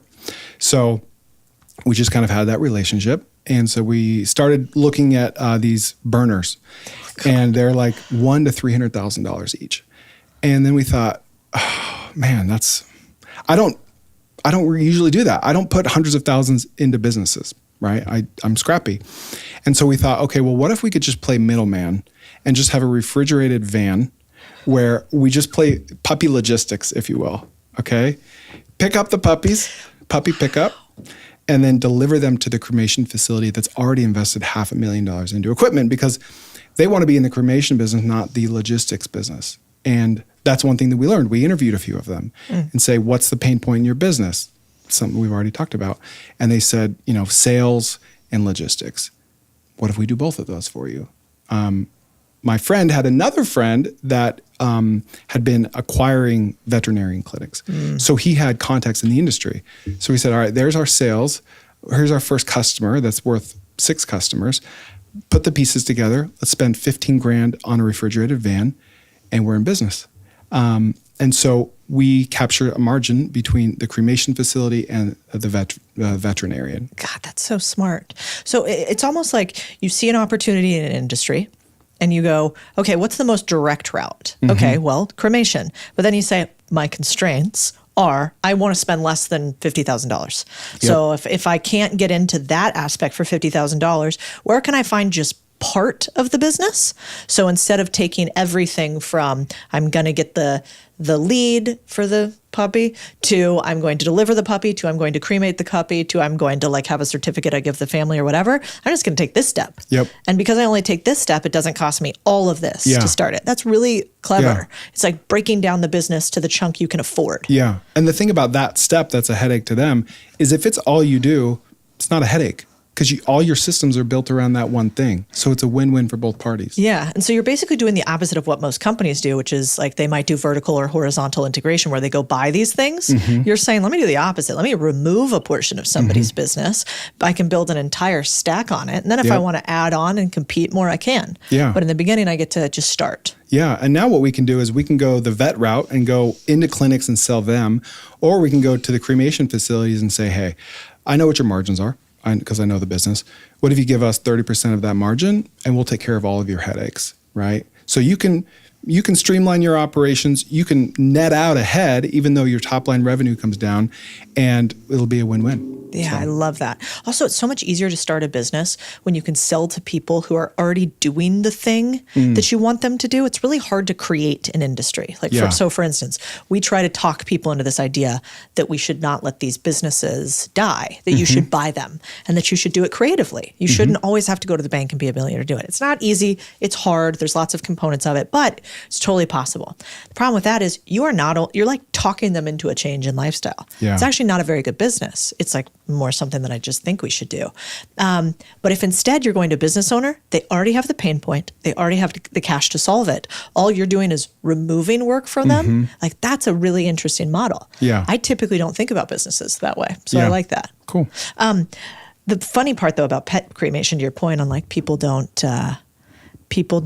don't realize what people pay for. Like what does it cost to get a pet cremated? $250 to $500. God, my dad's going to kill me for this story, but when my favorite dog died, he was obsessed with the dump truck. Like, how the trash truck, the dogs and shit.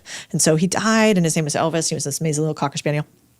And so, my dad told me, and so I came by the next day. I'm like, well, where's Elvis buried? What happened? And he's like, oh no, I took him to his favorite spot. And I'm like, what do you mean by that? What does that mean? Yeah. And he just put him in a bag and gave him to the dump truck. And I was like, I think that's illegal. I think that's right. He was like, he would be thrilled. He'd be barking happily all the way to the dump, his favorite place. You're just like staring into the abyss. Oh, I just was. I know. It's such we're Latino. They don't understand things like cremating a dog for $500. That's like not part of the equation. Okay. Let's talk about RV parks. So I think a lot of people are interested in this idea of, I call them like low people businesses, vending machines, laundromats, car washes, RV parks. All of them have like a version of the business that could be low people. Then they have a very high people version of it. You own a bunch of RV parks and got into it. How did you get into that business? Break down the economics of it. What's most interesting about it? Yeah. So, and I've done both ends of that. Small RV parks with no employees and large RV parks with a lot of employees. So I was buying single family homes back in college.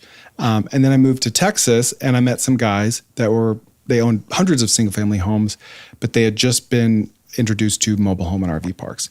And they basically said, Chris, you've got to look at this. Instead of having 12 homes across a metroplex in 2 hours, you can have 12 homes all on the same 2 acres, and each one of them is more profitable than those, and it costs like a third as much as all of the single family homes. So you have the efficiencies of them being all right there. It's the lowest form of affordable housing, so it's recession resistant, and they're easier to manage. And you don't have to maintain the unit. The tenant owns the unit, so you just own the land. So I'm like, why do people even buy single family homes? Like, I don't understand. Is this like the world's best kept secret? And so we partnered up and we started buying these small RV and mobile home parks across Texas and Oklahoma, 10 to 70 pad sites. No amenities, mostly long-term tenants, and where the tenants own either the RV or the mobile home, and we just maintain the infrastructure. And we did that for 2.5, 3 years. What would each one cost you to buy those? Yeah, so parks? Between $100,000 and $1.5 million. Wow. And what kind of margins are you making on that? Like, how much money are you getting in your pocket from that? It's like 30 to 60% cash on cash returns. Yeah, that's wild. It's insane. Does that still exist today, or has a lot of that? It does. No, it does. Yeah. Because a lot of people say those days are over. Yeah. You can't find X business like that, Y business like that. Is that true? And if it's not true, then why can you still find those? Why are people not buying them up? So the founder of 1-800-GOT-JUNK has a quote that I love. And he says that as long as pianos weigh 800 pounds, we're going to be in business, right? And so as long as RV parks are ugly and forgotten and hard, or at least they seem to be hard, there's going to be an opportunity there. Yeah. I've been saying since 2018, since I've been in the business, like, oh, private equity, they're coming. And they're coming after the $10 million parks. Yeah. But private equity doesn't care about $100,000 or $1 million or $3 million park. No. So there's opportunity there. Yeah, it's the same with buying businesses. Yeah. They literally, if you want to sell your $3 million business that has 30% margins, it's hard. Yeah. It's super hard. And now we know we own like the biggest, depending on how you do it, let's call it the second biggest behind business buy sell marketplace for small businesses. And man, there's so many good deals on there that nobody's buying. Yeah. And we're getting like 10 to 12 new listings every single week. And we've only been around for a year. And some of these businesses, it's like a business that does $160,000 in revenue a year. Let's call it $50,000 in profit. And they want to sell it for $50,000. Yep. So it's all around. What about, actually, let's do this really quick. So somebody's listening and they're like, I would love to own. Like, I would love to just feel like an owner of a business and buy a mobile home park for $100,000 to $200,000 and like get there. What would be the couple things you'd tell them? Don't buy mobile home parks unless you do this. Oh, that's easy.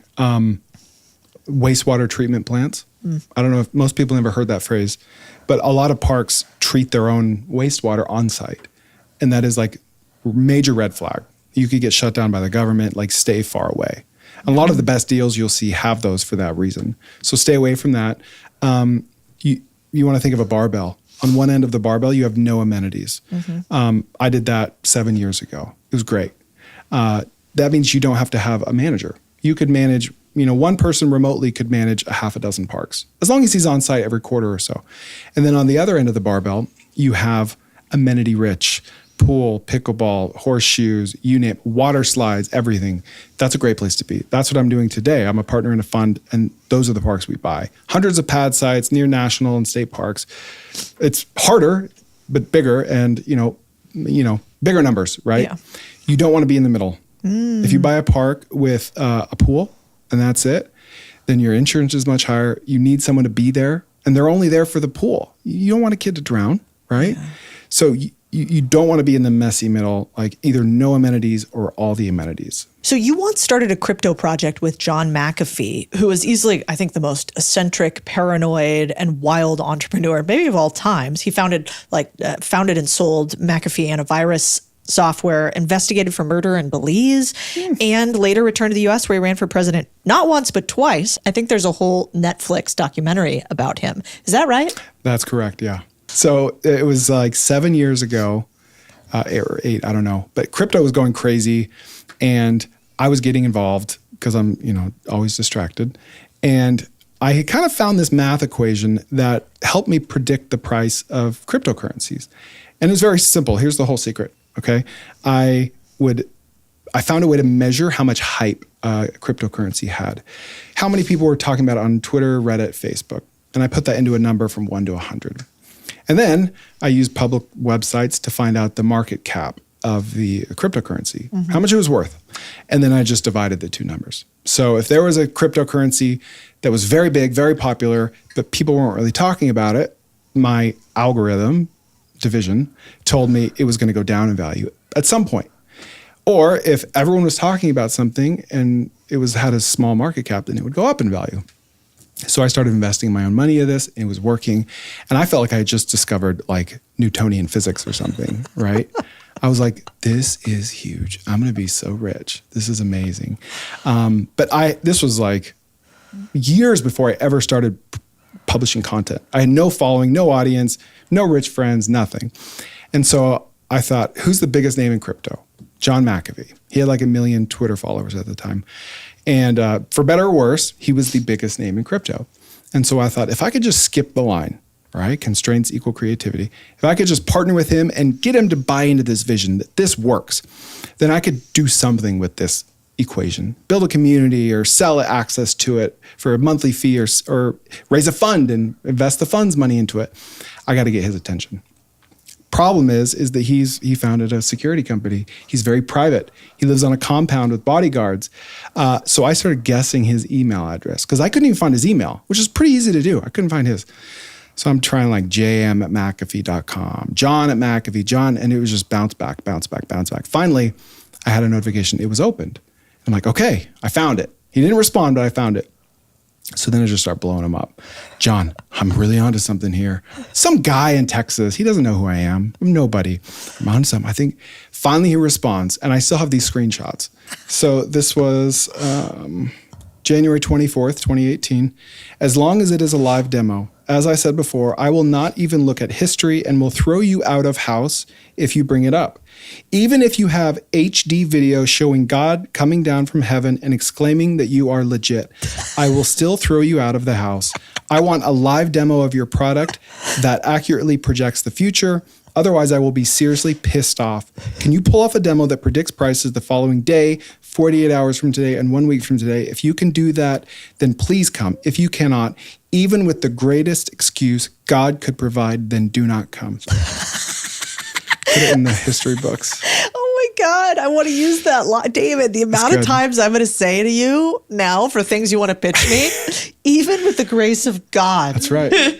I will never dance on the internet. Yeah, that is so good. Okay. What a fucking great email save too. And I was like, John, just give me an hour of your time in person. And he said, okay, I live in Lexington, Tennessee. Be at my house on, I think it was February 28th at 1:23 p.m. And if you're there, I'll give you an hour. And he said, I'll give you my address the morning of. Whoa. So I'm like, okay. So I fly to Tennessee, I get a rental car, email him that morning and say, I'm coming, John, what's your address? No response. I'm just going to Lexington. I don't know where he lives, right? There's like 40,000 people there. John, I'm coming to Lexington. Finally, at like 1 o'clock, or like 12 o'clock, he emails me his address. So I pull up to this house. It's like this old Southern style neighborhood. And there's one like Spanish style home with like a Hummer and like a Nissan Versa. And it's just like, if anyone lives here, it's John McAfee, right? All these crappy cars. And I knock on the door, and you know that scene in Home Alone when like they're about to leave to Paris and it's just bustling activity and everyone's running. It looked like that. There was an Australian film crew in there, multiple bodyguards with guns on their person. And then John and his wife, Janice. And he's like, who are you? I'm like, John, like, you just gave me your address. He's like, I don't know who you are. I'm like, Chris, I have that. He's like, oh, Janice, sorry, this guy thinks he can predict crypto. I don't believe him. I'm like, we're off to a great start. This is awesome. I'm glad I flew to Tennessee for this. So he's like, come in, we're going to the liquor store. I'm like, okay. And I'm a member of the Church of Jesus Christ of Latter-day Saints. I've never tasted alcohol. He's like the opposite of me, like in every way except entrepreneurship, right? So he's like, come in, sit down. So I sit down at this breakfast nook and everyone leaves as soon as I get there. And I'm like, what? Okay, this is weird. And I'm looking at this table and there's like hard drives and laptops. And I'm like, okay, this is like the most secure person in the world. There's probably $100 million worth of Bitcoin on that hard drive. And he doesn't know who I am. He's just, what is happening? Long story short, I end up hearing someone there. One of his bodyguards was there. He's like, oh, nice to meet you. He's very nice. He's like, tell me why you're here. And I spend like 30 minutes explaining how this works. And he's like, I don't get it. I don't get it. And I'm just like, great, this is just a total failure. And so then everyone comes back. John sits down. He's like, all right, Chris, you got an hour. So I open up my MacBook. I start talking and he's like, do you mind if this film crew films this? I'm like, oh, okay, sure. And so they start filming and I'm like halfway into my second sentence. And he's like, this is brilliant. Of course it works. Why wouldn't it work? It's just all hype. You're just dividing the hype by the market cap. What do you want from me? And I'm like, wow, this guy gets it. And so I'm like, let me give you a quarter of whatever it is that we build, and you tweet about me twice per week.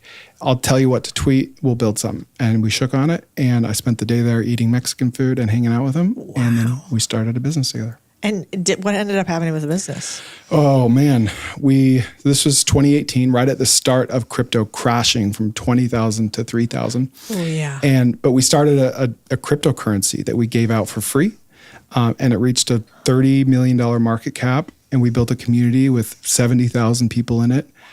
We planned conferences, and we became friends over the course of 2 years until it all just kind of fizzled out and died. Wow. So basically crypto crashed and that just killed the whole business. Yeah. We were just swimming upstream we launched at like the worst possible time. Wow.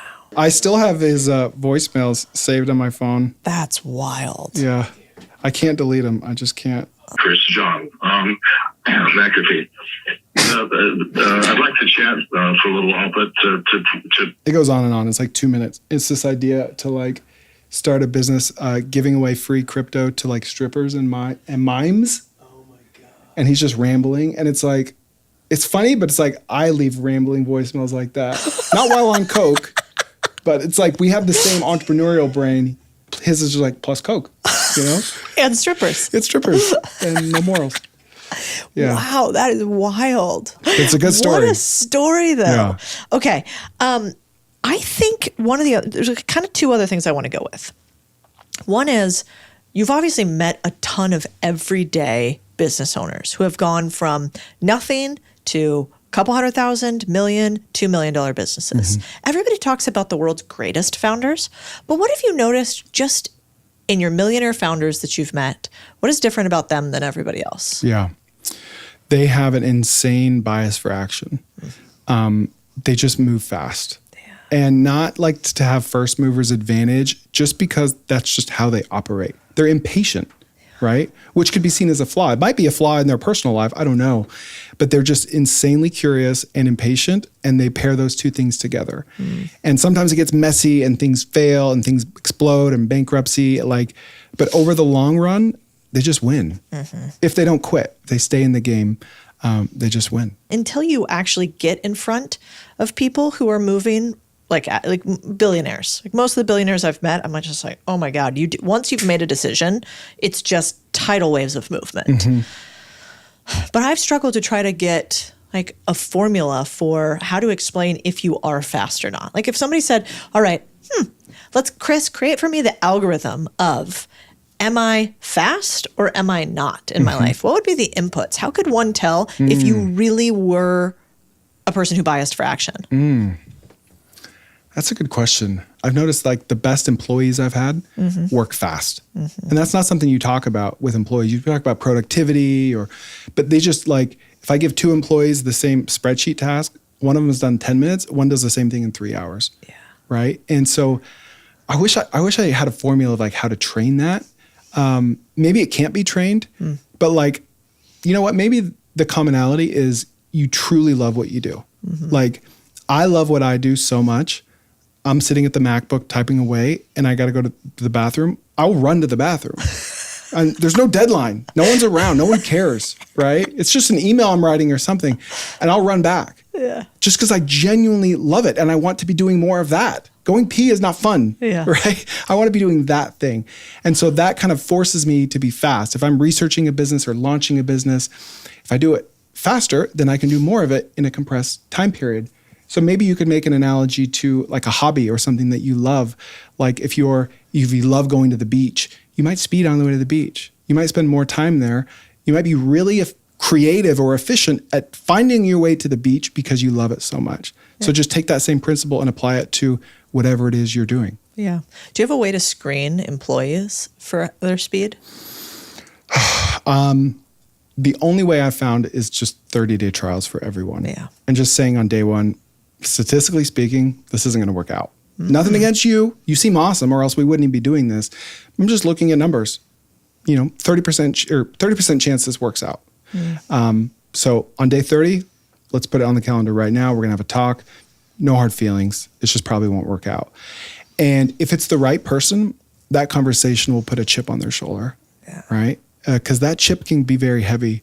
And some people get that. Some people just don't have that gene. It offends them and it drives them, like it becomes a self-fulfilling prophecy and they don't work out. Some people are like, oh, okay, we'll see. I'll be in that 30%. And that's the guy or girl that I want. Yeah, did somebody ever do that to you? Oh, everything I've done is because of some stupid comment that someone made, or like it's chips on my shoulder. Like it's everything. I'm sure you could. I'm the same way. You could refer to everybody says like, don't build angry. I'm like, wrong. Yeah.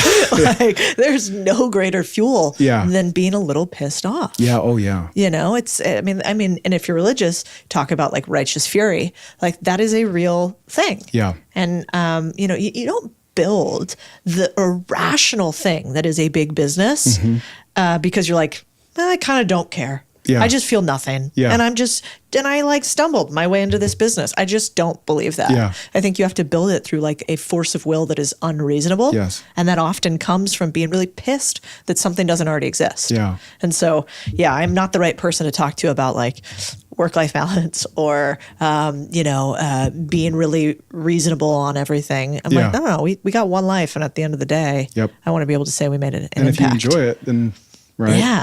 Like as much as I love my mom, I love you, Mom, but I didn't become successful because she believed in me so much, right? I'm glad that she did. I believe in my kids. I became successful because some stupid guy in college is like, you're not going to do it. You're not going to make it. And that guy probably doesn't even remember that I exist. It's so silly. Yeah. But if you're able to harness it, then it's not silly. Yeah. I used to I have like a little screen. I bet I still have the screenshot from when I was in finance. I was a partner at a finance company, and we had grown really fast, my division. And one of the other division heads basically didn't like that I was starting to bring a lot of this stuff online. It was pre-contrarian thinking, but I still thought that in the future, investing, a lot of it was going to be done through a version of online marketing. I was like, I think steak dinners as the only way of business that's not this generation. Yeah. And they disagreed. And so I remember he sent me an email. I think he was a little liquored up. It was like late at night. And the email said, I hope you gained more followers today because you've dumbed down our business. Oh, wow. And I remember being like... You probably remember exactly where you were when you read that email. Yeah, I remember where I was. I remember how I felt.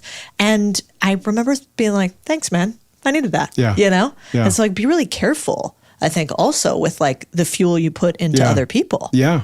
Because you might not realize enemies can be powerful too. Yeah. And so, I've learned that lesson also. Let's talk about that for a second. Like, you've done 75 businesses.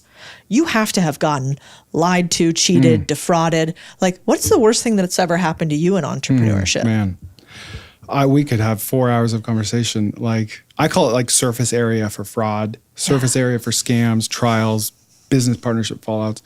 I've had like 15 business partners. I could tell so many stories, but the worst one ever was I was building a business with a couple partners, and we had a $50 million opportunity on the table. We had a term sheet, and it was significantly better than we thought we would get. And this was life-changing money for all of us. And the two partners that I had kind of like ganged up, so to speak, had a meeting without me. And they said, you know what, like, there's really not enough equity to go around. I know our operating agreement kind of, we could just rip up that operating agreement, start a new company, get those same investors in our new company with just us. They're not going to care. They barely know Chris, right? It sucks, but like, honestly, this just makes the most sense. So they had that conversation. And then in my head, I was about to sign like the best deal of my life. I was way up here, right? And then I get a text. It's like, hey, meet me at Starbucks. And I just saw the text and nothing. I had no red flags. Like, there were no signs that this was about to happen, right? But I saw that text and I was like, I don't feel good about this. Why don't I feel good about this? Just something told me. Yeah. And like that feeling just came up and I'm like, okay. So I get in the truck and I drive across the street to Starbucks. I'm like, why aren't we meeting at the office? This was right across the street. I'm like, okay. So I get to Starbucks and I thought I was meeting with one of them. And the one I was closer with, I was meeting with both of them. Mm-hmm. And you could just see the looks on their faces. Yeah. And it was a longer conversation, but basically it was like, this sucks. This is wrong. We know this is wrong. We know this will ruin our friendship, but you're out. I'm like, you're out. This is done. We're doing this without you. We don't need you. And so I was just like, chip on shoulder, right? I was like, okay. That came later. In the moment, I was just like seeing red. Yeah. And just like driving home like this. And it was one of the worst things that's ever happened to me, honestly. Yeah. But at the end of the day, like, you know, lawyers got involved. That deal blew up. And my life has never been better ever since. Yeah, it's such a lesson. I mean, one of the things that I feel like a lot of people are scared of doing entrepreneurship because they know the big, bad, scary thing will happen. Yeah. Like if you're in the game long enough, you're going to get hit. Yep. It's just the name of the game. But the crazy part is it doesn't kill you. Yeah. Like it's not going to kill you. Like entrepreneurship by itself, unless you fall off a roof, it's not going to kill you. It's going to suck. Yep. You know, you're going to have mental scars, all the PTSD. But you know what I'm always surprised about? The people who defraud you and the people who scam you. Like we had this guy who like Chris and I, my husband Chris, were like really close to. Like met his kid and like been in his house and like knew the guy. And I thought we were buddies, but I was on the internet a little bit by then. This was like kind of at the beginning of being on the internet. Mm-hmm. And the guy was formerly in secret agency world. And so I knew, like, obviously those people understand manipulation. Like, they know how to come after you. Mm-hmm. But I just never would imagine being targeted, you know? That was like a foreign thing to me. Yeah. But what happens in entrepreneurship is you do get targeted, actually, all the time. Sometimes, like, big manipulation, sometimes little. And the one that stuck with me the most was not the most money. It was only a couple $100,000 that he defrauded us from. But it was that somebody could come after you with that intent. Mm-hmm. Somebody could steal from you so intensely, and the whole time you think you're friends. Yeah. And I think with business, what it really starts to teach you is that partnerships should be like few and far between. Oh, yeah. Or really set with a lot of expectations. And you've got to expect that you're going to have a breakup. Yeah. And then it'll be okay. And for people like that, it always comes back around. Yeah. Like I think it's very rare for somebody to have a ton of business success over decades and decades and continuously fuck partners and people not know, right? Yeah. So one of the good parts is when you partner with people who are kind of success, you're like, okay, I know what I'm going to get into. Mm-hmm. One of the lessons that I've learned is like be very careful with the unknown commodity. Mm. You know, like if you don't know them, if they haven't ever had any success, but they're the same age as you got to kind of be careful. Yeah. It's better to be the young up and comer, probably, or it's better to go with the established one. But I do think entrepreneurship can break your heart because that was one of the few ones where I was like, you know, you're just a commodity, not something else. But I think, thank you for sharing because nobody really wants to share those stories. And everybody makes themselves out to be, you know, like, it's only been great. Everything's only good. Oh, you know, it's tough. And that's not the case. Yeah. Let's talk about, like, let's give people some tactics really quickly. So we've already talked about some ways to find businesses. Mm-hmm. But if you were going to like have somebody leave here, you've given them 3 businesses you've given them 3 businesses you don't. If they right now are listening and they want to go find their next business to start, where would you look? Yeah. What do you do?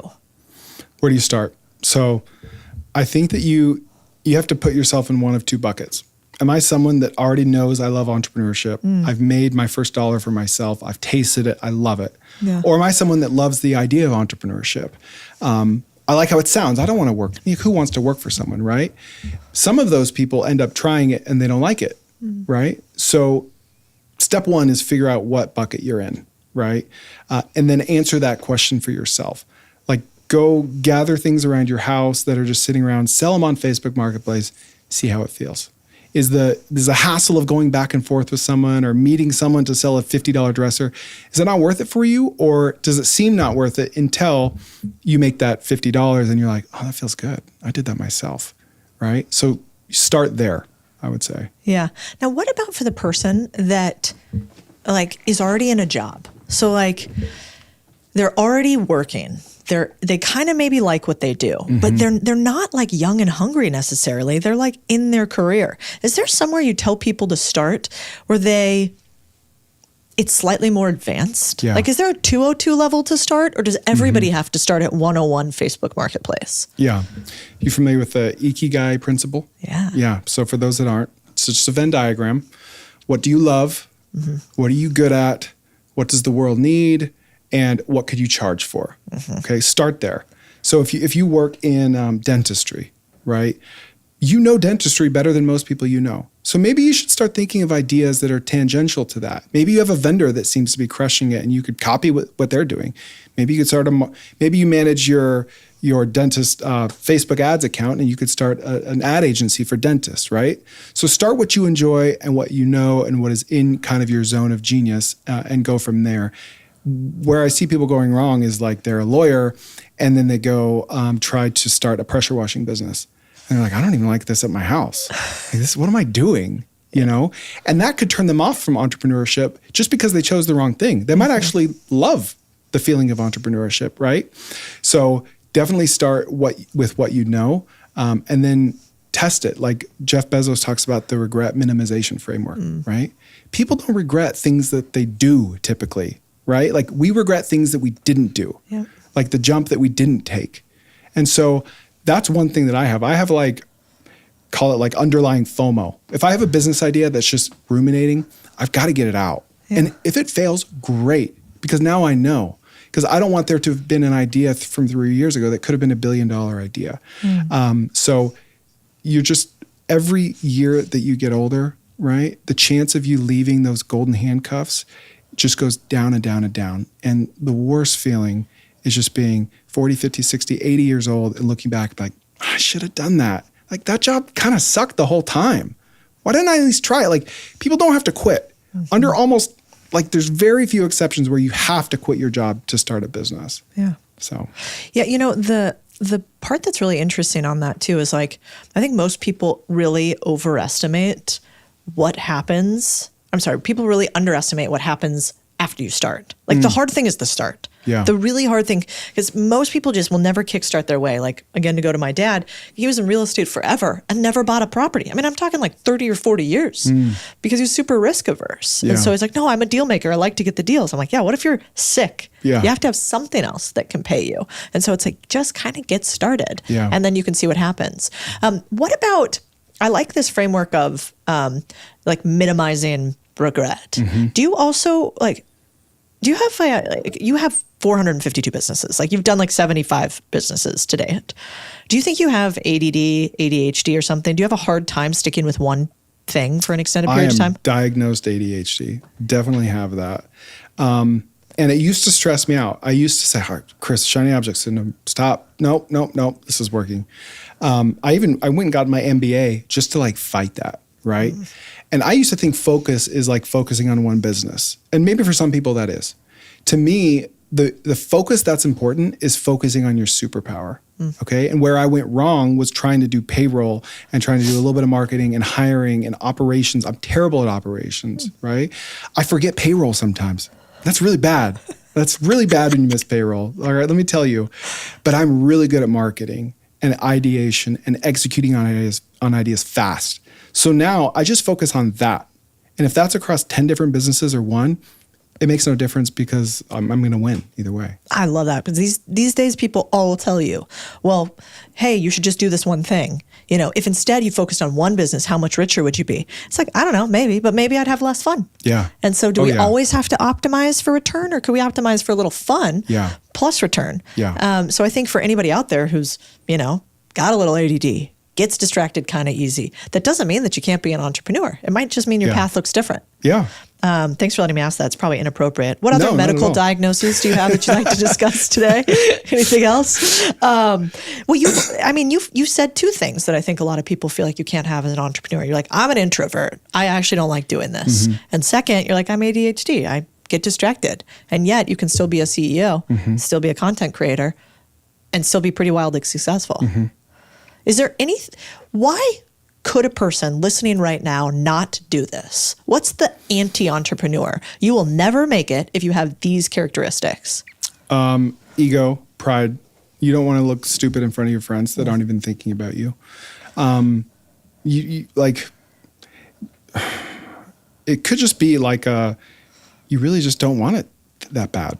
You just like the idea of entrepreneurship, but you try like getting your hands dirty a little bit, and it's like, I just want a paycheck, and that's awesome. I would love to report to someone a lot of times. Me too. I would love to just say, tell me what to do, right? So I think if you are humble and you do really want it, like, I can't think of really any excuses why you can't do it. Because like even working hard, you don't have to have a work ethic. If you genuinely enjoy it, it doesn't feel like work, right? Like some people say people are inherently lazy. I think people need to work. I think we get fulfillment from work. Most people just haven't found the work that they love yet. So it means you have to keep trying things until you do, right? Like after starting 75 businesses, I know exactly what I like and what I don't like. But had I just stayed in one the whole time, I might not know. So I just follow the energy. If I'm doing a task that gives me energy, I just do more of that. And I think it's really hard to go wrong if you do that. You're familiar with product market fit, right? It's just like the concept that your product or service, there's a big market for it, and you know it's there because you're just like staying up all night fulfilling orders. Like there's so much demand for this. Some people think you have to have that. You don't usually have it. I've experienced like 2 or 3 times.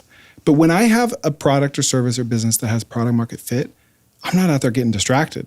I don't have time. There's a selection bias, right? So if I'm distracted by another shiny object, that's a signal to me that there's something worth getting distracted over because this thing is expensive as far as opportunity cost is concerned. So if my energy is directed over here, then I should pay attention to that, right? Yeah, it's a really good point. It's a very fair point too. I also think like most people, it's like, do you only want to do what you want to do, or do you want to do what's required? If you only want to do what you want to do at all times, then you won't make it. Yeah. Now you can only do what you want to do broad picture, but like day to day, you're going to have to do some bullshit. Yeah. And if you're willing to do that, I really think you can be an entrepreneur. It's just like, it is that mixture of like, can I become obsessed with a thing? Then can I do some stuff I don't want to do? Can I do it past a point that is reasonable for most other people? And can I continue to move forward? Yeah. In your religion, do you have to do like door knocking and selling? We did during our mission for 2 years. Yeah.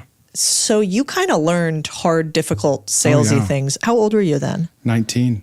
In Hungary, Eastern Europe. Jesus. Yeah. Do you speak Hungarian? Yeah, a little bit. I still got some left. Wow, what do you got? Jó napot kívánok. That sounded great. Thank you. What'd you say? I just put a little deeper voice on and no one can tell the difference. I just said, how are you? Hello, how are you? Wild. Yeah. And so do you think a lot of your entrepreneurial chops come from doing hard things like that really young? Oh, 100%. I was like, in high school, you know, I had a single mom. She was a waitress, and I had bad grades. I was not motivated. I was not driven. I was not valedictorian, 3.0 GPA, stupid stuff on the weekends. But after knocking doors in Eastern Europe in a foreign language for 2 years, and I added up how many times I got rejected, loosely, because we would knock on doors all day, every day. And so if you add that up, like X doors per day, it's like 24,000 times. Rejected to my face. Okay, this isn't like a mean email. Like, I don't want what you're selling me. When you do that for 2 years and you come home, I just remember sitting in my room after coming home thinking like, I can freaking do anything. Like, and I will. Like, this is America. I can do whatever I want because I met a lot of really smart, kind, talented people over there that had no opportunity. They could not get ahead if they wanted to. And I was like, I can do whatever I want here compared to Hungary. And so I've just been trying to do that ever since. Did you convert anybody with 24,000 no's? 11. Whoa. Yeah. So how's that? Which also seems like a lot. Like if you believe you're saving souls, 11 is a lot. That's more than me. But that's a tough ratio. It's tough. So do you think, like, will you make your kids do the same thing or ask your kids if they want to do the same thing? We encourage them to. Yeah. But I can't really force them to do anything, you know, especially once they're 18. You just model it. Yeah. But the thing is about those 11 people is I learned after a while, like, it was all for me. Like, it sounds selfish, but I served that mission. I thought I was serving others, and that became a byproduct of what I was doing. Really, I was served the most in serving them. Yeah, I get that. That makes sense? Oh, 100%. It's my favorite reason for why we host workshops here. Like, it doesn't make a lot of sense Yeah. to do, like, with the scale that we have, to bring 100 people in here, teach them about business, but we've been doing it for the past 5 years. Like, why would you do such a thing? Because it's actually really selfish. Yeah. Like, when you meet the people at the end, and in the beginning, and I remember one of the guys, I won't say his name, but he, like, have you ever looked at an entrepreneur? You can tell they're going through it. Like, when you are with a CEO buddy and they're having a tough time in the business, I think it's often physical. Like, Yeah. you can literally see it on their face. Yeah. And so he had sort of these, like, I guess it's shingles, like hives, sort of. And I was like, what's going on with you, man? And it was because he had a, what is that called? Where you go and check a house to see what it's worth. Oh, appraiser? Yeah, geez. Yeah. Okay, so he was a home appraiser. And by the end of 2 days, we kind of figured out that he was really selling to the low end of the market. He was taking everybody. So he was making, it was your 3PL problem. No profit, too many clients, lots could go wrong. And they really didn't value his service very much. So it was always a price negotiation, right? So, but by the end, I'm like, are you good at this? And he's like, yeah, we're very good at it. I'm like, why don't you just put like luxury home appraisal? Just like optimize for SEO on that. You're a luxury appraisal company now. Did it. He's like, oh my God, I doubled my business. Wow. Plus I have half the number of clients. And he started looking healthy. Now, that is awesome for him. I'm stoked about that. But like, I was so excited. I'm like, look Yeah. at the help that I could give this dude Yeah. doing it. And I think people don't realize that entrepreneurship can really be that. Oh, it's so I amazing. think it's a real service what you do, because now you're talking to, how many people are following you on the internet now with all the sauce you're given? I mean, I don't even track it, but like 3.62 million. Something like barely that. know. So I don't track it. And where do you like people to follow the most? I like your Instagram Yeah. and your Twitter. I try to stay off X as much as possible, actually, because it can be a cesspool. But you have great X and Instagram. Do you want to tell them where to find you? Yeah, my podcast, really. The Kerner Office, spelled like my last name. Yeah, well, spell it because they're never going to get that. KOERNER. There you or go. TKOpod.com. I actually thought it was Corner up until this very moment. Well, I The don't do Corner myself any Office favors. is I know. really, so it's the Kerner Office because it looks Yeah, like but Corner. I'll accept both of them. Okay, cool. Yeah. Well, thank you for being on here. Thank you for all the secrets that you share about entrepreneurs. And I think this episode is going to be really useful for multiple people out there who are stuck in their own way and they might just break through. So if you give them a follow all across the interwebs. And if you guys start a business or if you grow one because of this, tell us. We will get you something special in the comments.